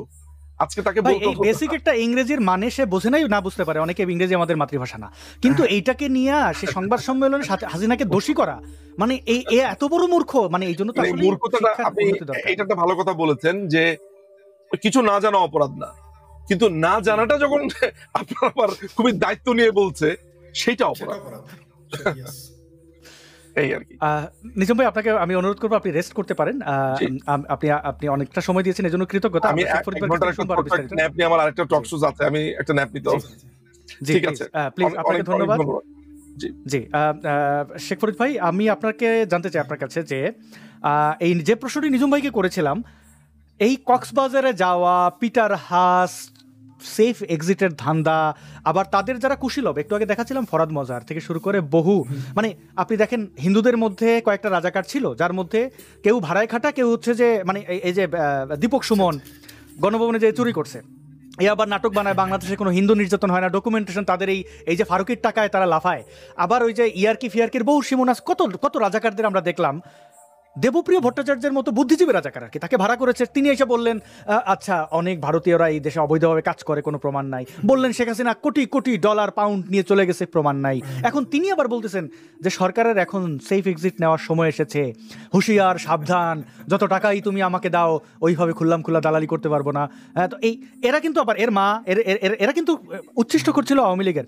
আমার কথা হচ্ছে, ভাই তুমি আওয়ামী লীগের উচ্ছিষ্ট করে তুমি বেইমানি করো কেন? মানে তুমি সমালোচক হও, আওয়ামী লীগের সমালোচনা যেভাবে করছো, আবার যারা আওয়ামী লীগের সমালোচনা করেছেন তারা সিলেক্টিভ মানবতাবাদী কেন? আওয়ামী লীগের সমালোচনা করেছেন, খুবই যৌক্তিক সমালোচনা, ঠিক আছে। এখন ইউনূসের বেলায় চুপ কেন? তাহলে কি তুমি পয়সা খাইয়া চুপ, নাকি তুমি চক্রান্তকারী? এই গত 5ই আগস্ট পর্যন্ত তুমি চক্রান্ত করেছো, তুমি এটা জানো বলে এখন তুমি মুখ খুলতেছো না, কারণ তোমার পিঠে কিল পড়বে। যদি কেউ চক্রান্ত না করে তার তো ভয় পাওয়ার কিছু নাই। মানে আপনি জুলাই আন্দোলনের পক্ষে ছিলেন, তাদের সমর্থন দিচ্ছেন, এটা তো অপরাধ না, আপনি দিতেই পারেন, আপনি একজন দেশের নাগরিক, তা আপনি লুকাই দিচ্ছেন কেন? কারণ তার মানে আপনার ঝামেলা আছে। এই ঝামেলাবাজদের নিয়েই আমি যে প্রশ্নটা করি, এই সমন্বয়কগুলো গোপনে বৈঠক করতেছে কেন? তাদের এই হ্যাডাম নাই কেন যে আমি পিটার হাস তো সে কোনো নিষিদ্ধ জঙ্গি সংগঠন না, আরে বেটা তোরা তো এই জঙ্গিদেরই ছেড়ে দিস। হারুনিজার আছে এখন ইয়েতে ঘুরে বেড়াইতেছে, অবশ্য হারুনিজারের শেখ হাসিনা ছাড়ছিল, এবং 4 আগস্ট তার যে জ্বালাময়ী বক্তব্য, এটা তো শুনছেনি। এবং আমরা দেখলাম জসিমউদ্দিন রহমানি সহ আরও জঙ্গিদের একদম ওপেনলি ছেড়ে দেওয়া হয়েছে। তো এই জঙ্গিদের সাথে তারা কিন্তু প্রকাশ্যে মিটিং করে। আপনি দেখছেন আসিফ নজরুলের একটা ছবি আছে, এই হারুনিজার এবং জসিমউদ্দিন রহমানির সাথে সে দাঁড়াই আছে। তো সেইটা আরাম পিটার হাসের সাথে লুকে, তার মানে কি ঝামেলাটাকে একটু বলেন তো আমাদেরকে, ব্যাপারটা কি? সেই সাথে আপনার দর্শকদেরকে অনেক অনেক শুভেচ্ছা। আপনি খুবই মানে এই মুহূর্তের সবচাইতে বিপজ্জনক এবং গুরুত্বপূর্ণ কথাটা তুলে এনেছেন সামনে। আপনি দেখেন, আপনি যে উদাহরণটা দিলেন, জঙ্গিদের সাথে তারা ছবি উঠাচ্ছে, জঙ্গিদের সাথে মিটিং করতেছে, ইভেন জঙ্গিদেরকে আর্মি পুলিশ না, আর্মি পাহারা দিয়ে আর্মি পাশে দাঁড়িয়ে থাকে। সেই জায়গায় একজন মার্কিন নাগরিক, মার্কিন কূটনীতিক, আমি জানি না সত্য মিথ্যা পিটার হাসের সাথে মিটিং হয়েছে কিনা, যদি তারা করে, প্রকাশ্য করতে ভয় কিসের? ভয় তখনই থাকে জানেন কি, পরকিয়া করতে কিন্তু ভয় করতে হয়, হাঙ্গা করতেও না, বিয়ে করতে কেউ ভয় পায় না। কারণ যখন বউ থাকতে আরেকজনের সাথে বিয়ে করবে, আরেকজনের সাথে পরকিয়া করবে, তখন না ভীতি কাজ করবে। অথবা সে নিজে যখন অপরাধ করবে, এখন তো আওয়ামী লীগ ক্ষমতাই নেই, এখন তো শেখ হাসিনা ক্ষমতা নেই যে পুলিশ তাকে ধরবে, তাকে গালি দিবে, বকা দিবে, ছাত্রলীগে তো নাই যে মিছিল করবে, তাহলে কি তাদের ভয়? তাদের ভয় একটাই, তারা কার সাথে মিটিং করেছে আমরা জানি না। আমার কেন যেন সন্দেহ হয়, হ্যাঁ এই যে একটা আমাদের আসিফ সার দুই মহান জঙ্গির পাশে, ও পাশে আরেকটা জঙ্গি, ওর নাম যেন কি, আর এটা তো বড় জঙ্গি, এই যে এটা হচ্ছে হারুন নিজার, এটা হচ্ছে জসিমউদ্দিন রহমান, আর ওই পাশেরটারে আমি ভালো চিনতেছি না, দাঁড়ান দেখি দেখা যায় কিনা। ওটা গুনবি না তো, না গুনবি না, গুনবি এখানে আসতে পারে নাই, নিশ্চয়ই গুনবি। এই গুনবির চাইতে বড় সন্ত্রাসী হলো যে আসিফ নজরুলের পাশে দুইজন রয়েছে। যাই হোক, আসলে তারা ওইখানে শুধু যে পিটার হাসের নাম বলতেছে, আমি কিন্তু রিউমার বা আলোচনা বা সমালোচনার মধ্যে কিছু কিছু সূত্র খুঁজি, কিছু বিষয় মানে হিডেন বিষয়, মানে গুপ্ত বিষয়ের ভিতরে গুপ্ত বিষয় খুঁজি। আমার কেন যেন মনে হচ্ছে জানেন, যে পিটার হাসের নাম বলে আসলে তারা ওইখানে রোহিঙ্গাদের সাথে মিটিং করেছে, রোহিঙ্গা নেতাদের সাথে করেছে, পাকিস্তানের আইএসআইদের সাথেও মিটিং করেছে। আমার ধারণা সেখানে তুরস্কের গোয়েন্দা সংস্থাও ছিল। আমার কাছে এরকম কেন যেন মনে হচ্ছে, কেন যেন আমি জানি না, এটা আমি আবারও বলি, এটা গুজব না, অনুমান করলাম মাত্র, আমি গুজব ছড়ালাম না। কারণ পিটার হাসকে নিয়ে মিটিং করতে তাদের কিসের এত ভয়, কেন এত ভয়? কারণ জনগণ যখন এই ছবিটা দেখবে, জনগণের কাছে দিনের মতো পরিষ্কার হয়ে যাবে, দিনের আলোর মতো, যে শেখ হাসিনা প্রধানমন্ত্রী থাকাকালীন শেষের দিকে যে কথাটা বলেছিলেন দেশ থেকে চলে যাওয়ার আগে, যে একটি দেশ এবং কিছু সংগঠন আমাদের দেশের ভিতরে একটি দেশ তৈরি করতে চায়, ঘাঁটি চায়, বন্দর চায়, এই কথাটা সত্য প্রমাণিত হবে। আমি 5 আগস্টের 6-7 মাস আগেই বলেছিলাম, সেটা ভিডিও আছে আমার, লাইভেও আছে, যে এই বাংলাদেশকে ভারত এবং বার্মাকে কেন্দ্র করে একটি দেশ করতে চায়, কোনো একটি দেশ, আমি বলেছিলাম সেই ভিডিওতেও। আসলে এইখানে বাংলাদেশ এখন গনিমতের মাল হয়ে গেছে। আপনি দেখতে পারতেছেন, যুদ্ধের ময়দানে যখন কেউ কিছু গ্রহণ করে, সেটা তো সব গনিমতের মাল, যেভাবে ইচ্ছা সেভাবে ব্যবহার করতে পারে, যে ইচ্ছা সেই নিতে পারে, দিতে পারে, গিফট নিয়ে আবার গিফট দিতে পারে। ঠিক বাংলাদেশটা এখন তাই। তারা গোপনে মিটিং করার কারণ হচ্ছে, বাংলাদেশের মানুষকে, মনে করেন সারা বাংলাদেশের মানুষকে কিছুক্ষণের জন্য আপনি বোকা বানিয়ে রাখলেন, এটা সম্ভব। ম্যাজিক দেখি না আমরা, ম্যাজিক দেখলে বোকা হয়ে যায়, কিন্তু ম্যাজিক তো আসলে একটা ট্রিক, কৌশল, বিজ্ঞান এবং হাতের ট্রিক, এটাই হচ্ছে ম্যাজিক। বিজ্ঞান এবং হাতের ট্রিক, ম্যাজিক, ওটা যখন জেনে যায় তখন কিন্তু মানুষের একটা ভালো লাগে না। তো এটাই তো ঠিক। কিন্তু এখানে তো আর ম্যাজিক বিনোদন না, এখানে কি করতেছে তারা, এটা গোপন রাখতেছে এই কারণে যে যদি জনগণ জেনে যায়, এই যে কিছুক্ষণের জন্য যে কিছু মানুষকে বোকা বানিয়ে রেখেছে, এরা তাদের ওই যে যেটা বললো, কোন উনি তো শুধু এম্বাসির কথা বলছে, আমি মনে করি কোনো এম্বাসি না, আমি সেইভাবে যাব না। বাংলাদেশে যদি মুক্তিযুদ্ধের পক্ষের মানুষ এবং আওয়ামী লীগের পক্ষের মানুষ এরা যখন মাঠে নামবে, মানে আপনি কল্পনাও করতে পারবেন না কি ঘটবে এই দেশে, মানে এটা আমাদের কল্পনার বাইরে। এই যে যারা তথাকথিত 5ই আগস্টের যে তথাকথিত অভ্যুত্থান দেখলো, কয়টা লোক হয়েছে ভাই? আমরা তো দেখেছি ভাই, 11 তারিখ পর্যন্ত তো বাংলাদেশেই ছিলাম, এবং 3 তারিখ, 1 তারিখ, 2 তারিখ, 3 তারিখ, 4 তারিখ পর্যন্ত তো আমি মাঠে রাস্তাঘাটে ছিলাম, দেখেছি তো কত মানুষ হয়েছে। এরা কল্পনাও করতে পারতেছে না। ওই যে অনেকেই বলতেছে, বা আমিও মাঝে মাঝে বলি, এদের হ্যান করবে ত্যান করবে। আসলে এত মানুষ পক্ষে নামবে, যে মুক্তিযুদ্ধের পক্ষের মানুষ, সাধারণ মানুষ এবার এমন ভাবে আসবে যে এরা কল্পনাই করতে পারবে না যে দেশে কি ঘটবে। কারণ আপনি যেভাবে রিক্সাওয়ালাকে কষ্ট দিচ্ছেন, যেভাবে আপনি সাধারণ দোকানিকে কষ্ট দিচ্ছেন, যেভাবে আপনি একটা অটোওয়ালাকে কষ্ট দিচ্ছেন, না খেয়ে আছে রে ভাই, মানুষের ইনকাম অর্ধেকেরও নিচে নেমে গেছে। এটা আমি ওই আওয়ামী লীগের পক্ষে বলার জন্য বলতেছি না ভাই, আমি আপনার চ্যানেলের মাধ্যমে বলে দেই, যারা বাংলাদেশের জনগণ আছে তো এদের তো বলার জায়গা নেই, এরা কথা বললে এখন আওয়ামী লীগের দোষর বলেই মারবে। এখন যদি বলে যে ভাই চালের দাম এটা, আপনি দেখেন $1 গম $3 দিয়ে কিনে, এই চুক্তি কেউ বিশ্বাস করবে? আচ্ছা আমি তো দূরের কথা, গ্রামের একটা 10 বছরের ছেলেকে যদি বলি যে জামালপুরে গম কিনবি 1 টাকা দাম, আর এই চিটাং থেকে কিনে আনবি 4 টাকা দাম, ওই পাগল হতো কোনোদিন জামালপুর পার হয়ে, ময়মনসিংহ পার হয়ে চিটাং যাবে না 1 টাকার জিনিস 4 টাকা দিয়ে কিনতে। কিন্তু আমাদের মাশাআল্লাহ, আমাদের বাংলাদেশের এনজিও গ্রাম সরকার সেটা করতেছে। এরা খুব ভালো ব্যবসা বোঝে। এরা মনে করতেছে যে এগুলো করলেই আমেরিকা তাদের ক্ষমতায় বসিয়ে রাখতে পারবে। কিন্তু ইতিহাস কিন্তু ভিন্ন বিষয়, ইতিহাস কিন্তু ভিন্ন কথা বলে। ইতিহাস বলে যে গণবিরোধী যে কোনো সিদ্ধান্ত সাময়িক আপনি হয়তো আরাম পাইতে পারেন, সুখ পাইতে পারেন, কিন্তু ফলাফল কখনোই ভালো হবে না। আমরা কিন্তু তার সিমটম পেয়ে গেছি। কালকে তার এনসিপি গ্যাংয়ের যে মিটিংটা হলো, কয়জন লোক ছিল? কালকে নাকি পরশু দিন হয়েছে, সুপার ফ্লপ। আর আজকে যে মিটিং হয়েছে এটা তো সুপার ডুপার ফ্লপ। 28টা পয়েন্ট আসলো, তারা সেখানে নির্বাচনের কথাটা বললো না। মার্কিনিরা হচ্ছে পৃথিবীতে ডেমোক্রেসির 1 নম্বর উদাহরণ, দ্বিতীয় উদাহরণ হচ্ছে ভারত। এই মার্কিনিরা, আমি অবাক হয়ে গেলাম যে মার্কিনিরা কোন শর্তে, কোন কারণে তারা এই সরকারকে সমর্থন দিচ্ছে আমি বুঝতে পারতেছি না। পৃথিবীতে তারা আইডল গণতন্ত্রের জন্য, এমনকি দুষ্ট লোকেরা বলে তারা গণতন্ত্র রপ্তানি করে, আর বাংলাদেশে গণতন্ত্র যাতে না থাকে। বলেন, আমি সরল দুইটা যদি বিষয়টা বুঝি, আমেরিকা কোনোদিনই আমাদের বন্ধু ছিল না, আমাদের বলতে বাংলাদেশের। 1971-এ তারা পাকিস্তানের পক্ষে ছিল। পাকিস্তান আমাদের দেশে যে আগুন জ্বালিয়েছে, তারা কেন জ্বালিয়েছে? পাকিস্তানের সাথে আমাদের কোনো ল্যান্ড বর্ডার নাই। আমাদের সাথে ল্যান্ড বর্ডার আছে ভারতের বিশাল বর্ডার, এবং অল্প আছে মিয়ানমারের সাথে। মিয়ানমার যদি আমাদের দেশে আগুন লাগাতে চায়, তাকে ভাবতে হবে যে ওই আগুন আমাদের দেশে ছড়াতে পারে। ভারত যতদিন বাংলাদেশ আছে, আজীবন ভারত বাংলাদেশের শত্রু হইতে পারবে না। ভারত নিজে চাইলো। এর কারণটা কি? কারণ সে এখানে আগুন লাগাইলে সে আগুন তার দেশে ছড়াবে। আমেরিকার কিছু যায় আসে না, এটা পুরো যাক, ছারকার হয়ে যাক, তার কোনো ল্যান্ড বর্ডার নাই, চায়নার নাই, না আছে পাকিস্তানের, এবং কারোরই নাই। সুতরাং এখন আপনি করবেন আমেরিকার দালালি আর ভাববেন আমেরিকা আপনার বন্ধু হবে। আর ও তো এখানে আসছে ওর ধান্দায়, ও এইখানে বসে মিয়ানমার ধ্বংস করবে, চায়নারে শাস্তি দেবে, ভারতকেও কিছুটা খবরদারি করবে। তো এখন আপনি হইছেন গরিবের বউ, হ্যাঁ, সবার ভাবি। আপনি ভাবি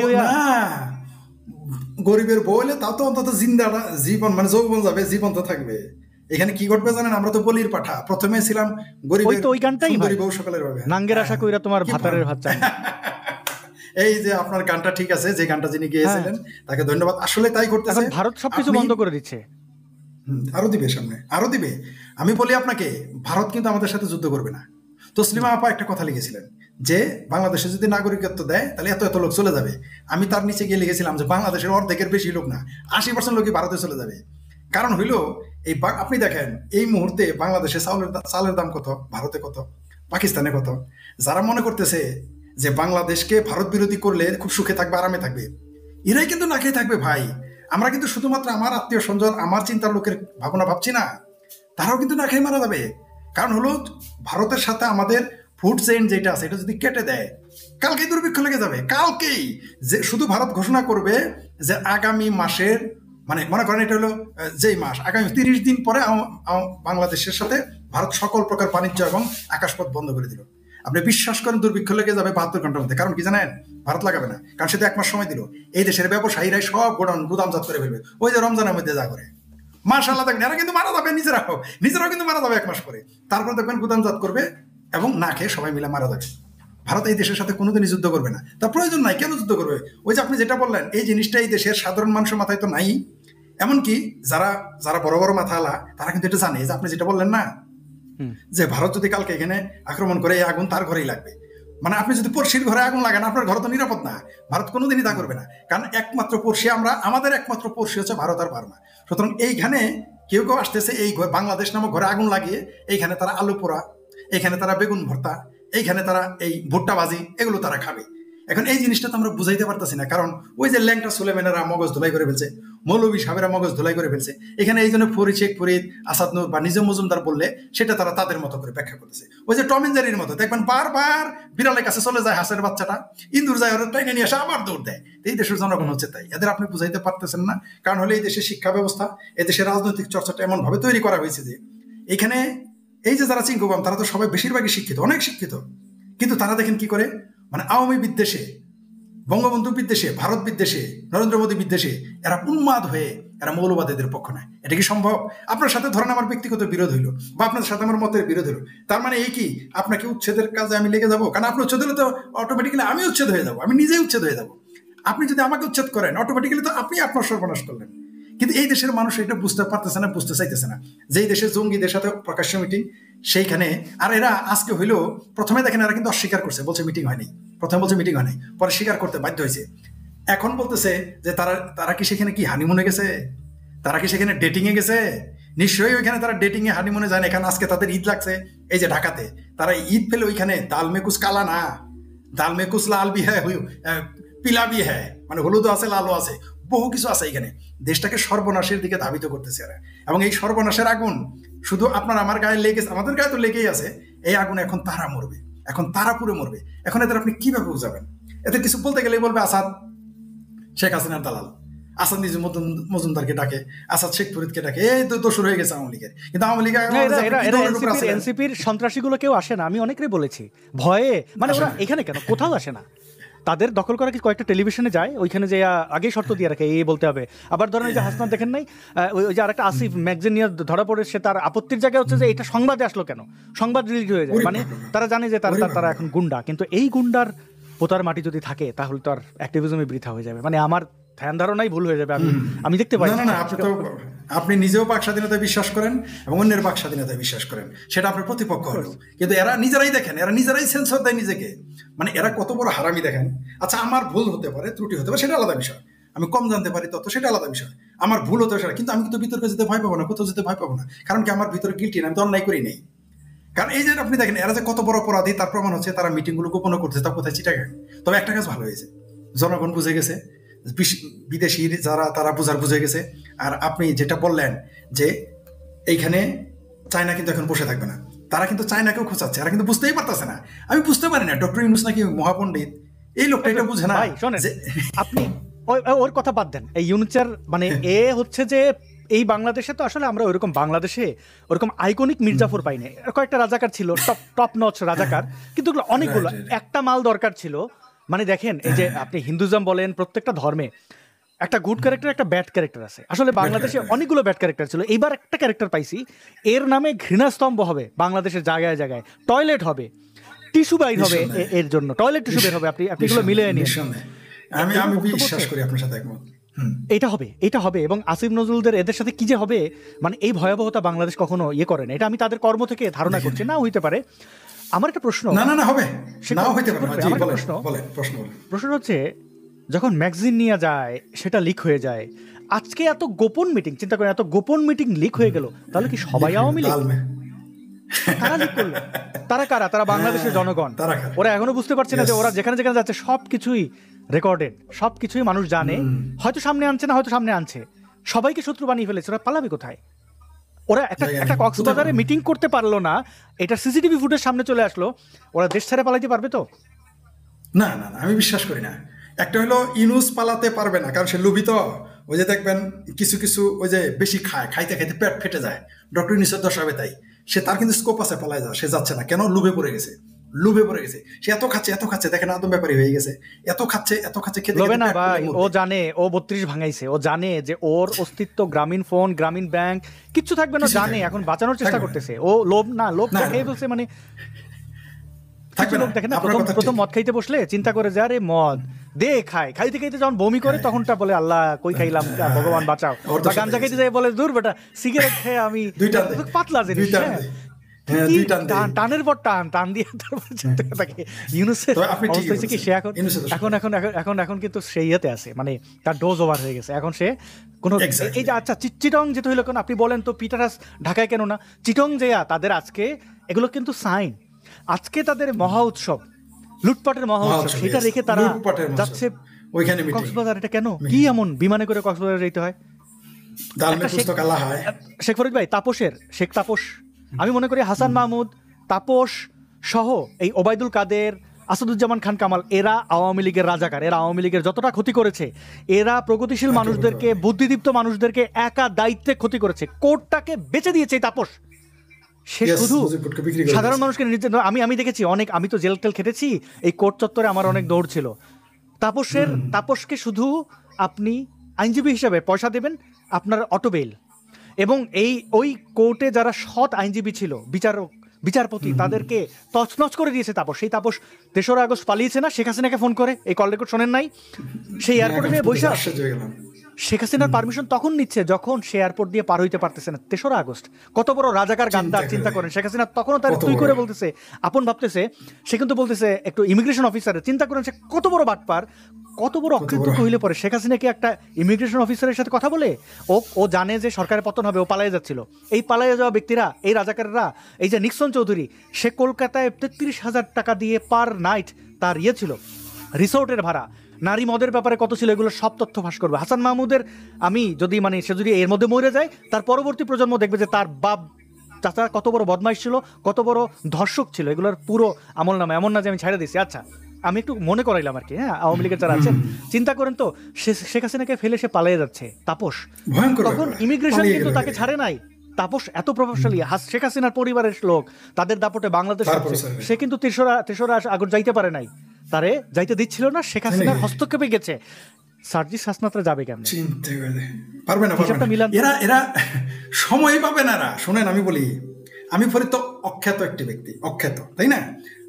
আমি যখন 11 আগস্ট দেশ ছাড়ি, আমাকে যে কত রকম কৌশল, কত রকম পদ্ধতি করে আসতে হয়েছে আমি জানি তো, আমি অখ্যাত মানুষ, আমার দ্বারা কারো ক্ষতি হয় নাই, তারপর কত কষ্ট করে আসতে হয়েছে আপনি কিছু জানেন, আপনি কিছুটা জানেন, আপনি আমার কাছের মানুষ তাই বলেছিলাম। তাহলে এরা কিভাবে যাবে বলেন? এদের তো পত্রিকায় ছবি আছে, টিভিতে আসছে, দাঁত কেলায় কেলায়, একজন তো তাতালি আছে, দাঁত দেখে চিনে ফেলবে কে। তো এরা পালাইতে তো আমার মনে হয় কি জানেন, তারা যে স্থানে থাকবে মানে সেই স্থানে এরা মানে শব্দগুলো উচ্চারণ করলাম না, এরা মব ভায়োলেন্স করেছে না, টিট ফর টাট। আপনাকে আপনি যা করেছেন, ইট্টি মেরেছেন, পাটকেল খেতেই হবে, আপনি কল্পনাই করতে পারতেছেন। এরা আমি বুঝি না, আপনি বিশ্বাস করেন, আমি অনেকবার বলেছি, আমি বর্তমান আওয়ামী লীগ নেতা কর্মীদের নিয়ে ভাবতেছি না, এরা অভ্যস্ত। আওয়ামী লীগে 20 বছর বিরোধী দল ছিল, তারা কোনো বিষয় না, এরা নির্যাতিত হয়েছে, এরা জানে নির্যাতন কিভাবে সহ্য করতে হয়। এদের কি আমার মনে হয় ওদের একটা টিপস দেবো, যদি ওদের কেউ দেখে থাকে, আমার মনে হয় ওদের জন্য, ওরা যদি কোথাও পালাইতে না পারে ভারত যাইতে পারে। ভারত পালাইলে ভারতের লোকজন ওদের মেরে ফেলবে না, যদিও ক্ষয়াকার দিয়ে যে শব্দটা বইলা পিলারের সাথে বেঁধে রাখবে, যে বলেছিলে না সেভেন সিস্টার্স খেয়ে ফেলবি, এখন এসছিস কেন, মানে এগুলো করবে, কিন্তু মেরে ফেলবে না। ভারত একমাত্র তাদের জায়গা যেখানে গেলে ভারতীয়রা মারবে না। কিন্তু ওই চাণক্য নীতির দেশ তো, সারা জীবন প্যাকেট হয়ে যাবে। হ্যাঁ, এরা কিন্তু আমার কি মনে হয় জানেন, কিছু চিঙ্কুমাম আর হচ্ছে জামাতিরা পালাবে ভারতে, কারণ এদের জায়গা দেওয়ার জন্য লোক আছে, আপনি ভালো করেই জানেন। আপনার আমাকে জায়গা দেওয়ার কিন্তু লোক নাই, এদের দেখবেন মাসের পর মাস, বছরের বছর পালবে। এই চিঙ্কুমাম আর বিহারের বাচ্চারা এদের পালবে, আমি জানি কোথায় কোথায় যাবে তাও আমি জানি। কিন্তু এই যে যারা এনসিপি গ্যাং, এরা কিন্তু ভারতও পালাইতে পারবে না, এরা স্পটে আরেক শব্দ উচ্চারণ করলাম, ওই যে আমরা জামালপুরের ভাষায় বলছি না, পাবলিক এদের পেটে পাড়া দিয়ে গুবাই করে ফেলবে, এয়ারপোর্টে যাবে, যেইখানে পাবে। আওয়ামী লীগের কথা বলি নাই কিন্তু, আমি আবারও বলছি প্রিয় দর্শক, আমি কিন্তু আওয়ামী লীগের কথা বলি নাই। এই রিক্সাওয়ালা, ভ্যানওয়ালা, চায়ের দোকানদার, পানের দোকানদার, মাছের ব্যাপারী, চায়ের দোকানের কর্মচারী, ওই শপকিপারের যে অ্যাসিস্ট্যান্ট, দোকানের কর্মচারী, তারা এদের পেটে পাড়া দিয়ে গুবাই করে ফেলবে। কারণ কি জানেন, আপনি আওয়ামী লীগের কথা বলেন না, আওয়ামী লীগ তো নাই, পালাই গেছে, দেশে তো নাই, তাহলে আওয়ামী লীগের কথা বলবেন কেন? এখন তো সব তারাই, আওয়ামী লীগ কি আছে নাকি দেশে? না, এখন তো দেশে আওয়ামী লীগ নাই। শুনেন, আমার বিবি সাহেব একবার না জামালপুরে গেল, গিয়ে বললো, কি ব্যাপার তোমাদের এখানে দেখি, তুমি না বলো এখানে বিএনপি আছে, আমি এটা লিখছিও কিন্তু, তুমি না বলো তোমাদের এলাকার সব বিএনপির লোক, বিএনপি, হ্যাঁ কোকো সব তো আওয়ামী লীগ, একটা তো বিএনপি দেখি না।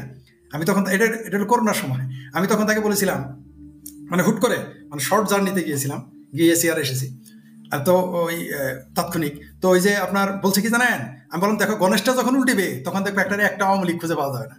ঠিক তাই, আমাদের জামালপুরে এখন কেউ আওয়ামী লীগ নেই, সব বিএনপি।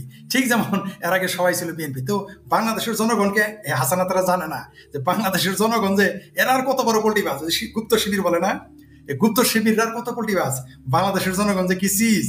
এরা সকালে একদল করে, বিকেলে আরেক দল, সন্ধ্যায় আরেক দল। এরা কখন যে কারে ভালোবাসে আর কখন কাকে যে কিক আউট করবে এটা এরা বুঝতে পারবে। জাস্ট সেনাবাহিনী বেরাকে চলে গেলে ক্ষমতা থেকে যেতে হবে না। আসাদ নূর, আপনার মাধ্যমে আবার বলে দেই এই দর্শকদের, এদের ক্ষমতা থেকে যেতে হবে না, শুধু বেরাকে ফিরে যেতে দেন সেনাবাহিনীকে। বেরাকে ফিরে যাওয়ার পরে এদের একটু নিজের এলাকায় ঘুরে আসতে বলেন, 7 দিন গেলে 3 দিনই মাইর খাবে এবং জুতার বাড়ি খাবে সাধারণ মানুষের হাতে। ঢিল তো হিসেবেই নাই।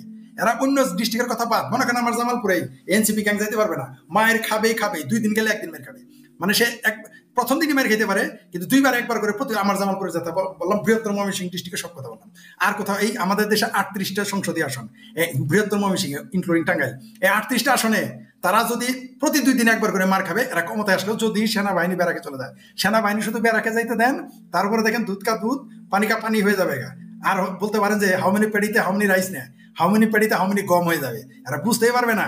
এদের তো জামালপুরে ময়মনসিংহের কথা বলি, এদের তো এখন আর্মি পাহারা আর ওই যে ট্যাঙ্ক থাকার কারণে এদের পাশা ফুলে তো ময়মনসিংহে পাউরুটি হয়ে গেছে, পেট ফুলে ফুটবল হয়ে গেছে, মনে করতেছে মুই কি হনুরে। কিন্তু এরা জানে না রংপুরের লোক সবচেয়ে নিরীহ, গোপালগঞ্জের লোক সবচেয়ে নিরীহ। গোপালগঞ্জে গিয়ে কিন্তু ট্যাঙ্কিতে ঢুকতে হয়েছে, ওইখান থেকে আসতে পারছে কারণ শেখ হাসিনা রাস্তাটা এত সুন্দর করেছিল, এত সুন্দর আর বড় করেছে, পালায় আসতে পারছে। রংপুর থেকে পালানোর সুযোগ নেই, রাস্তা কিন্তু অত ভালো না। আর আমাদের জামালপুরের রাস্তা তো আরো খারাপ। মাশাআল্লাহ, যেগুলো যাবে হেলিকপ্টার ছাড়া আর আনতে পারবে না। আর হেলিকপ্টার তো আর সেনাবাহিনী আর দিবে বলে মনে হয় না। ট্যাঙ্ক দিয়েও তারা জামালপুর, ময়মনসিংহ, রংপুর, নেত্রকোনা, কিশোরগঞ্জ সহ গফরগাঁও এগুলো থেকে তারা আসতে, ট্যাঙ্ক দিয়েও আসতে পারবে না। ট্যাঙ্ক সহ নিয়ে যমুনা নদীর মধ্যে ফেলে দেবে। জি, আমাদের শেখ ফরিদ ভাই বলছিলেন তাঁর এলাকার কথা, যারা দেখছেন তাদের কাছে অনুরোধ যে আপনার এলাকায় গেলে কি হবে সেটার অনুমান আপনি এখানে লিখতে পারেন, আমরা পরবর্তীতে পড়ে নেব, দর্শকরা পড়বেন। আসলে আপনারা কি মনে করেন, আপনি আমরা মিলেই তো সমাজ, তো আপনাদের মতামতটা, দর্শকদের মতামতটা জরুরি, আপনারা লিখবেন। আর সর্বশেষ একটা কথা শুধু স্মৃতিচারণ করতে চাই যে আমরা দেখলাম শেখ ফরিদ ভাই, আপনি এটা দিয়ে যদি একটু শেষ করেন, আমরা শেষের দিকে। শেখ ফরিদ ভাই, শেখ হাসিনা পালাইছেন বলছেন, এটা আগস্টের সময় আমি 2-1 বার বলছি, মানে বলার জন্য বলছি, কিন্তু এবং আমি নির্যাতিত চরমভাবে আওয়ামী লীগের কাছ থেকে, সেই অনুযায়ী আমি কোনো প্রতিশোধ নেই নাই, এবং নেওয়াটাই স্বাভাবিক। আমি ওই ওইটা মানে রাজনীতিতে আসলে ব্যক্তিগত জীবন টানাটা উচিত না, যে কারণে আমি টানি নাই। তবে এটাতে যারা আওয়ামী লীগের রাজাকার তাদের নিয়ে একটা এপিসোড আমি পরে করবো, সেটা একটা পরে আলোচনা। আমি শুধু বুঝতে চাই শেখ ফরিদ, আমি শুধু বুঝতে চাই যে এই ইউনুস গ্যাং যে অবস্থা করছে এবং তাদের পালানোটাই হচ্ছে খুব স্বাভাবিক বিষয়। তারা এই দেশে কোনোভাবেই টিকতে পারবে না, কারণ একে একে তারা সবাইকে মানে শত্রু বানাইছে। এবার পালাইছে বইলা যে সকল ইসলামপন্থী সন্ত্রাসীরা উল্লাস করতেছে, আমি দেখছি মাদ্রাসার ছাত্রদের রাস্তার মধ্যে এরকম লিখে দিচ্ছে আপা, আরেকদিকে পালাইছে, ছাত্ররা লাফাচ্ছে আপা পালাইছে। হ্যাঁ, এই কথাগুলো কি ইসলামপন্থীদের বলা মানায়? তাদের নবী তো পালাইছিল, তাহলে তো বলতে হয় যে শেখ হাসিনা হিজরত করেছেন। আপনি যদি এটা একটু বলেন আসলে কি হয়েছে। ধন্যবাদ আপনাকে, চমৎকার একটা কথা বলেছেন। আমাদের প্রতিবেশী দেশ ভারতবর্ষে সম্রাট হুমায়ুন, তিনি 15 বছর পলাতক ছিলেন। 15 বছর পলাতক অবস্থায় তার সন্তান হয়েছে, ঠিক আছে? পালায় গেলেই, আর যদিও শেখ হাসিনা পালান নাই, কারণ হলো আপনি নিজেও বলছেন, ওটা কথার কথা বলছেন, হেলিকপ্টার দিয়ে রাষ্ট্রীয় প্রটোকলে পৌঁছে দেয়া আসে। ইয়েস 18 জন ব্যক্তি আপনাকে নিয়ে গেল, আপনাকে নিয়ে দিয়ে আসলো, সেটা বুঝি পালায় যাও বলে? আর ল্যাংটা সুলেমান বর্ডার ক্রস করে গেল, সেটা বুঝি পালায় না? সেটাই, তাদের যে নয়া নবী, ডিজিটাল নবী, সে নিজেও তো পালাইছে। এবং তাদের যে আব্বু গোলাম আজম তো 72 সালে পালিয়ে গেছিল, 71 সালে পালিয়ে গেছিল জিয়ার সময়। সে দেশে আসার পরও 20 বছর পালাইছিল, তাবলিগে পালাইছে, আমি নিজের চোখে দেখেছি। আমাদের সরিষাবাড়ি থেকে জামালপুরে গিয়েছিল সালাম তালুকদার সাথে দেখা করতে, সালাম তালুকদার সাথে দেখা করে নাই, বলছে জামাত রাজনৈতিক দল হইলো। গোলাম আজম দেশের ভিতরে পালাই থাকতো, বিদেশেও পালাইছিল। কেন? ওই যে রাজাকারের বাচ্চা রাজাকার সাংঘাতিক মাহমুদুর রহমান, আমার দেশ নাকি কি মামার দেশ নাকি রাজাকারের দেশ পত্রিকার নাম, তুরস্কে পালায় নাই, শফিক রহমান পালায় নাই, সাংঘাতিক ইলিয়াস পালায় নাই, তারপর যে বালা জাহারি নাকি সালা জাহারি আছে, সে মালয়েশিয়া পালায় নাই। ও, এগুলো বললেই তো শেখ হাসিনা পালায়, শেখ হাসিনা পালাইছে। আর আপনি ঠিকই বলেছেন, এটা তো পালানো, এটা হিজরত। এটা তো হিজরত তো নবীর সুন্নত, শেখ হাসিনা নবীর সুন্নত পালন করছে, এটা তো ভালো কথা। মুসলিম দেশের একজন মুসলিম প্রধানমন্ত্রী, সে হিজরত করেছে, সমস্যা কি? এবং কি মজার বিষয় দেখছেন, প্রফেট মোহাম্মদ, ইসলামের প্রফেট মোহাম্মদ মক্কা থেকে ইহুদিদের রাষ্ট্র মদিনায় হিজরত করেছিল, আর শেখ হাসিনা মুসলমানদের প্রধানমন্ত্রী, তিনি হিজরত করেছেন হিন্দু ভারতে। এটা নতুন কিছু না, নবীর বংশধররাও ও ভালো কথা মনে করছেন। ওই যে কারবালায় যে মারামারি হইলো, কারবালায় যে মুসলমানরা মুসলমানদের জবাই করলো, নবীর সব বংশ তো, হযরত আলীর সব বংশ, নবীর সব বংশ তো ভারতবর্ষে পালিয়েছিল, তারা তো এখানে পালিয়ে আসছিল, এটা তো ঐতিহাসিক সত্য। তো এই যে যারা পালাইয়া বলা নিজের সুখ খুঁজে, এই সুখ, এমনকি তাদের যে আরেক ডিজিটাল সন্ত্রাসী আব্বা লাদেন নাকি নাম ছিল, ফাদের নাম ছিল সন্ত্রাসী, সে কোথায় ছিল? সে তো একবার ইয়েমেনে পালায়, একবার সে তো পাকিস্তানে পালাইয়া ছিল, সে পালায় নাই। সৌদি আরবের নাগরিক, সৌদি আরব এবং আমেরিকার নাগরিক ছিল লাদেন, সে পালায় নাই। আফগানিস্তান থেকে পালায় আমেরিকার ভয়ে পাকিস্তানের ক্যান্টনমেন্টে গিয়ে পালাইছিল। তো ওটা পালানো না? এরা রাজনীতিতে অনেক কিছুই ঘটে। আর এই যে বামপন্থীও যারা বলে পালাইছে, তাদের নেতা চে গুয়েভারা পালায় নাই, ফিদেল কাস্ট্রো পালায় নাই, পালিয়ে যায় নাই।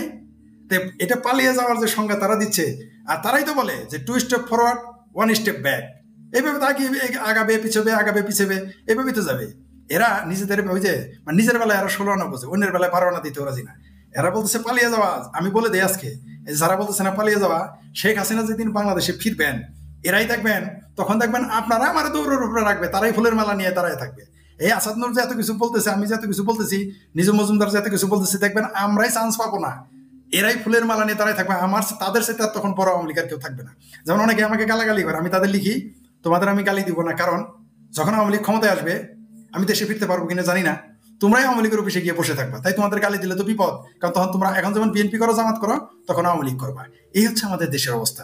তো আমি আপনাকে একটা জিনিস বলে দেই, রাজনীতিতে এরকম থাকবেই, রাজনীতিতে উত্থান পতন থাকবেই। তাহলে তারেক রহমান, আপনি অন্য কিছুকে বলতেছেন কেন?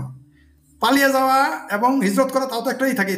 সে তো লিখিত দিয়ে গেছে তারেক রহমান যে আমি রাজনীতি করবো না। ইভেন সে তো আসতেও পারতেছে না। সে কালকে বাংলাদেশে ঢুকলে পরশুদিন প্রধানমন্ত্রী, আমি নিজেও বলেছি, সে দেশে কেন আসে না? যারা বলে শেখ হাসিনা পালিয়ে গেছে, শেখ হাসিনা ধরলাম পালিয়ে গেছে, কেবল 1 বছর হলো, আজকে নিয়ে 1 বছর। তারেক রহমানের তো 1 বছর তো তারেক রহমানেরও গেল। তারেক রহমান যে 12 বছর যাবত সে দেশে আসে না কেন? এখন কার ভয়? আগে না হয় শেখ হাসিনা ছিল, ছাত্রলীগ ছিল, যুবলীগ ছিল, আওয়ামী লীগ ছিল, এখন কার ভয়? শেখ হাসিনা কেন আসে না? সরি, তারেক রহমান কেন আসে না? এখন তো শেখ হাসিনা নাই, তারেক রহমান আসুক। এই যে যারা অভিযোগ করার আগে, ওই যে আঙ্গুলটা অন্যের দিকে দেওয়ার আগে, আপনি দেখেন আপনার দিকে আঙ্গুল দিছি, একটা আঙ্গুল আমার দিকে, 3 আঙ্গুল এই যে ঘুরে আছে, নিজের দিকে তারা তাকায় না যে কয়টা আঙ্গুল তার দিকে যায়।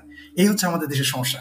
তবে আমাদের দেশ, ওই যে সেই শেখ সাদির বয়ান দিয়ে আমি শেষ করি, হার চিজ পয়দা হতা হয়। উর্দুকে ফার্সি, উর্দু কেন বলি? কারণ হিন্দি বললে আবার ভারতের দালাল বলবে, বাংলা বললে আবার হিন্দুর ভাষা বলবে, তাই ফার্সিটাকে অনুবাদ করে উর্দুতে বলি, কারণ এরা তো ফার্সি বুঝবে না।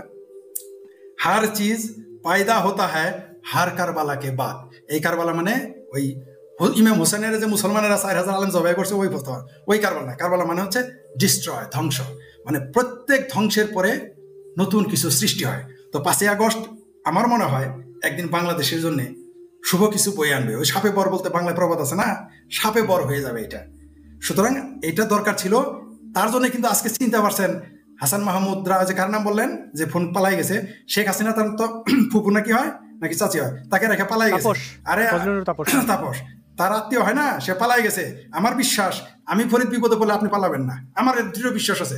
আপনি আমার রক্তের কেউ না, আমার দলের কেউ না, আমি আপনার দল করি না, আমরা কেউ পালাবো না। বরং আপনি আসাদ বিপদে বললে আমি এগিয়ে যাব, আমি ফরিদ বিপদে পড়লে আপনি এগিয়ে যাবেন, এটা আপনি প্রমাণও করেছেন, আমিও প্রমাণ করেছি। আমি গিয়েছি যখন আপনাকে সারা বাংলাদেশ খুঁজে, তখন কলকাতায় শুধু আপনাকে দেখার জন্য, আপনাকে আত্মবিশ্বাস দেওয়ার জন্য গিয়েছিলাম কলকাতায়।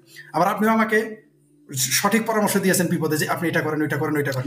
এখন ব্যক্তিগত পর্যায়ে বলতে গেলে তো শেখ ফরিদ ভাই জেল থেকে বের হয়ে আমি পরিবাগে গেলাম না, গোলাপ বা কি জায়গাটার নাম, আমরা সেমিনার করলাম, পালানোর তো লোক। তাইলে আপনি পরিবাগে গেছেন ওই যে ইয়েতে, আর কি বলে, হ্যাঁ আমরা যেখানে অনুষ্ঠানটা করলাম আর কি, আপনার জন্মদিন পালন করলাম। জন্মদিন এবং আপনি যে কলকাতা গেছিলেন, আমি তো আপনার সাথে দেখা, মানে আমি কেন কলকাতায় যারা যারা গেছেন সবার সাথে আমার দেখা হয়েছে।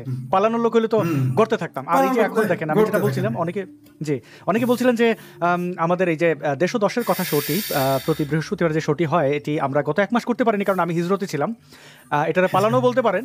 আমি আসলে এক শহর থেকে আরেক শহর, কানাডার বেশ কয়েকটা শহর, বিশেষ করে টরন্টো, অটোয়া এবং মন্ট্রিয়াল আমি ঘুরেছি, এবং 1000-এরও বেশি মানুষের সাথে আমার দেখা হয়েছে, কথা হয়েছে, দীর্ঘ আলোচনা হয়েছে। এই কারণে আমি সেই শোটা করতে পারিনি, এবং মুফতি মাসুদ সাহেবের সাথে শনিবারের যেটি ইসলাম বিষয়ক প্রশ্নোত্তর পর্ব, সেটিও কন্টিনিউ করতে পারিনি। এখন থেকে কন্টিনিউ করবো। এবং ওই যে পালানোর কথা আসছিল, আমরা তো ইসলামিস্টদের বুকের মধ্যে বসে, ড্যানফোর্থ হচ্ছে বাংলাদেশে অধ্যুষিত এলাকা, এবং ওইখানে ইসলামিস্টদের দখলে সবকিছু, সেখানে গিয়ে আড্ডা দিয়ে এসেছি, তাও রাত 11টায় 10টায় তাদের সামনে দাঁড়িয়েছিলাম। কই আসুক, কাছাকাছি এসে জিজ্ঞেস করুক আমি নাস্তিক কেন, তাদের ওই হ্যাডাম আছে কিনা। হ্যাঁ, বিভিন্ন মিউজিক্যাল কনসার্ট যেগুলো একদম মানে যেখানে প্রচুর বাংলাদেশি এবং 90% মুসলিম ছিল, তাদের মধ্যে বসে খেয়ে দিয়ে নেচে কুদে চলে এসেছি। তো পালানোর লোক হচ্ছে, আমি তো তারেক রহমান না যে গর্তে লুকিয়ে থাকবো।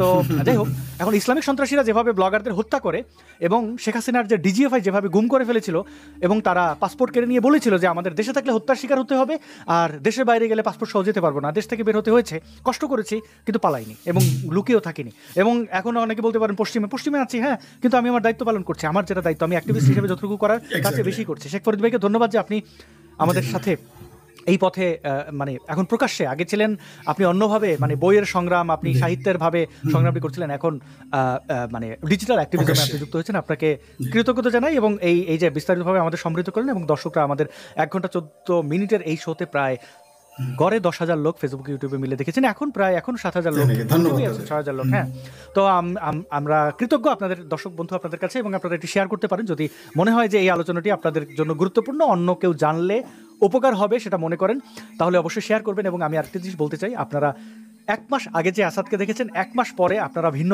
আসাদ দেখতে পাবেন। এর কারণ হচ্ছে যে 1000-এর বেশি মানুষের সাথে কথা হয়েছে, যোগাযোগ হয়েছে, তাদের সাথে ভাব বিনিময় হয়েছে, আমি বুস্ট আপ হয়েছি, মানে চার্জড, আমি জানি আমাকে কি করতে হবে, আমি অনেক বেশি অনুপ্রাণিত। আপনাদের আমার এই 3টে শহরে যাদের সাথে দেখা হয়েছিল সবার কাছে কৃতজ্ঞতা, অনেক সুস্বাদু খাবার, অনেক আনন্দ, অনেক অনেক অনেক কিছু আমি মানে সংক্ষেপে বলে শেষ করতে পারবো না। শেখ ফরিদ ভাই, আপনি যদি 2-1 বাক্যে আমাদের শেষ বক্তব্য দিয়ে লাইভটি শেষ করতেন।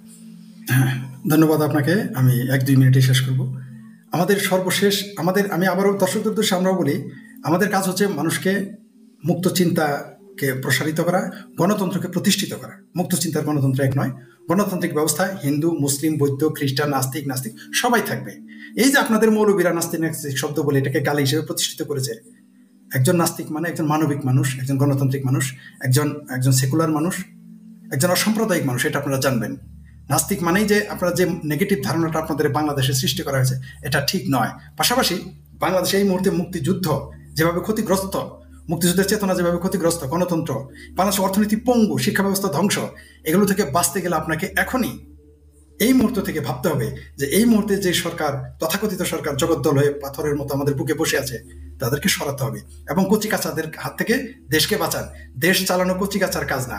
আপনি কালকে আসাদ নূরকে যদি প্রধানমন্ত্রী বানান, আসাদ নূর কোনোদিন হবে না, কারণ সে জানে যে এই দেশটা চালাইতে গেলে আমার যে অভিজ্ঞতা সেটা আমার নেই, আমার ওকে সম্ভব না। কিন্তু এখানে কচিকাচার আসাদ নূরের চেয়ে বয়স এদের কম, এরা এসে ক্ষমতা দল করেছে। সুতরাং নাতি কখনো ভাতার হয় না। ভাতার সংসার চালাতে গেলে, বিয়ে বসতে গেলে ভাতারই দরকার। না পেয়ে নাতি ভাতার বানায় না। যারা দেশ পরিচালনা করতে পারবে, এই দেশের যারা রাজনীতি করে গণতান্ত্রিক পন্থায় নির্বাচনের মাধ্যমে যাতে একটি সরকার প্রতিষ্ঠিত হয় এবং এই দেশ ভালো থাকে, বহির্বিশ্বে আমাদের পাসপোর্টের মর্যাদা বাড়ে, আমাদের মর্যাদা বাড়ে, সেই দিকে বিবেচনা করুন। সবাই ভালো থাকবেন। আর আমাদের জন্য আপনাদের ভাষা, আপনাদের ভাববাদী আশীর্বাদ করবেন, আমরা যাতে জনগণের জন্য, দেশের জন্য, মানুষের জন্য, মানবতার জন্য কথা বলে যেতে পারি। যতক্ষণ বেঁচে আছি আমরা বলবোই। ধন্যবাদ সবাই। জি, অনেক ধন্যবাদ। একটা কমেন্ট না দেখালেই নয়। এখানে একজন মানবিক মাইকেল, তিনি মানে ইসলামিস্ট হবেন, জানি না আমি তিনি কে, তো তিনি বলছেন যে মানে রিফিউজি পাসপোর্ট পেয়েছেন। আপনি যদি ইসলামিস্ট হন তাহলে আমি বলছি আপনার নবী কিন্তু মদিনায় পালিয়ে গেছিলেন এবং সেখানে কিন্তু তিনি রিফিউজি ছিলেন। রিফিউজি থাকাটা অপরাধ না। আমাদের দেশে রোহিঙ্গার আশ্রয় নিয়েছেন, বাংলাদেশ থেকে প্রায় 3 কোটি মানুষ ভারতে আশ্রয় নিয়েছেন। রিফিউজি থাকাটা অপরাধের নয়। তবে আমি আপনাদের আশাহত করবো না। আমি রিফিউজি পাসপোর্ট আমার আসতে হয়নি, বা পাসপোর্ট আমার দরকার হয়নি। আমি পার্মানেন্ট রেসিডেন্ট এবং এই কার্ডটা যারা চেনেন, না চিনলে নাই। আমেরিকানটাও আমি প্রত্যাখ্যান করেছি। আমি কানাডিয়ান পার্মানেন্ট রেসিডেন্ট, এবং এটা যদি রিফিউজি আমি হইতাম আমার কোনো অসুবিধা ছিল না। কিন্তু আমি একটা বিশেষ, যাই হোক, আর না বলি। রিফিউজি হওয়াটা আপনারা বরং লজ্জিত হওয়া উচিত যে একটা মানুষকে তাড়িয়ে দিয়েছেন, এবং তাড়িয়ে দেওয়ার পরে বাংলাদেশের আমি নাগরিক, আমার পাসপোর্ট কেড়ে নিয়েছেন অন্য একটা দেশ। আমার এই দুরবস্থা দেখে তারা আমাকে ভারতে থাকা অবস্থায় যাচাই বাছাই ছাড়াই আমাকে পার্মানেন্ট রেসিডেন্সি তারা অফার করেছে, মানে সিওপিআর যেটাকে বলা হয়, কনফার্মেশন অফ পার্মানেন্ট রেসিডেন্সি। তো যাই হোক, এখন আমার পায়ের নিচে মাটি আছে। আমি এক্সিস্ট করি, যেটা আমি এক্সিস্ট করতাম না ভারতে থাকা অবস্থায়। সেখানে আমাকে জেল খাটতে হয়েছে, নানাবিধ 4-5 বছর আমাকে কষ্ট করতে হয়েছে। এবং এই অবশ্যই আমি কানাডার কাছে কৃতজ্ঞ। হ্যাঁ, তারা আমাকে নতুন জীবন দিয়েছে। কিন্তু আমার মাতৃভূমি থেকে যারা আমাকে তাড়িয়েছিলেন, আমি আপনাদের সেই সন্ত্রাসীদের আমি ক্ষমা করবো না, এবং আমি আপনাদের তাদের বিরুদ্ধে লড়াই জারি থাকবে।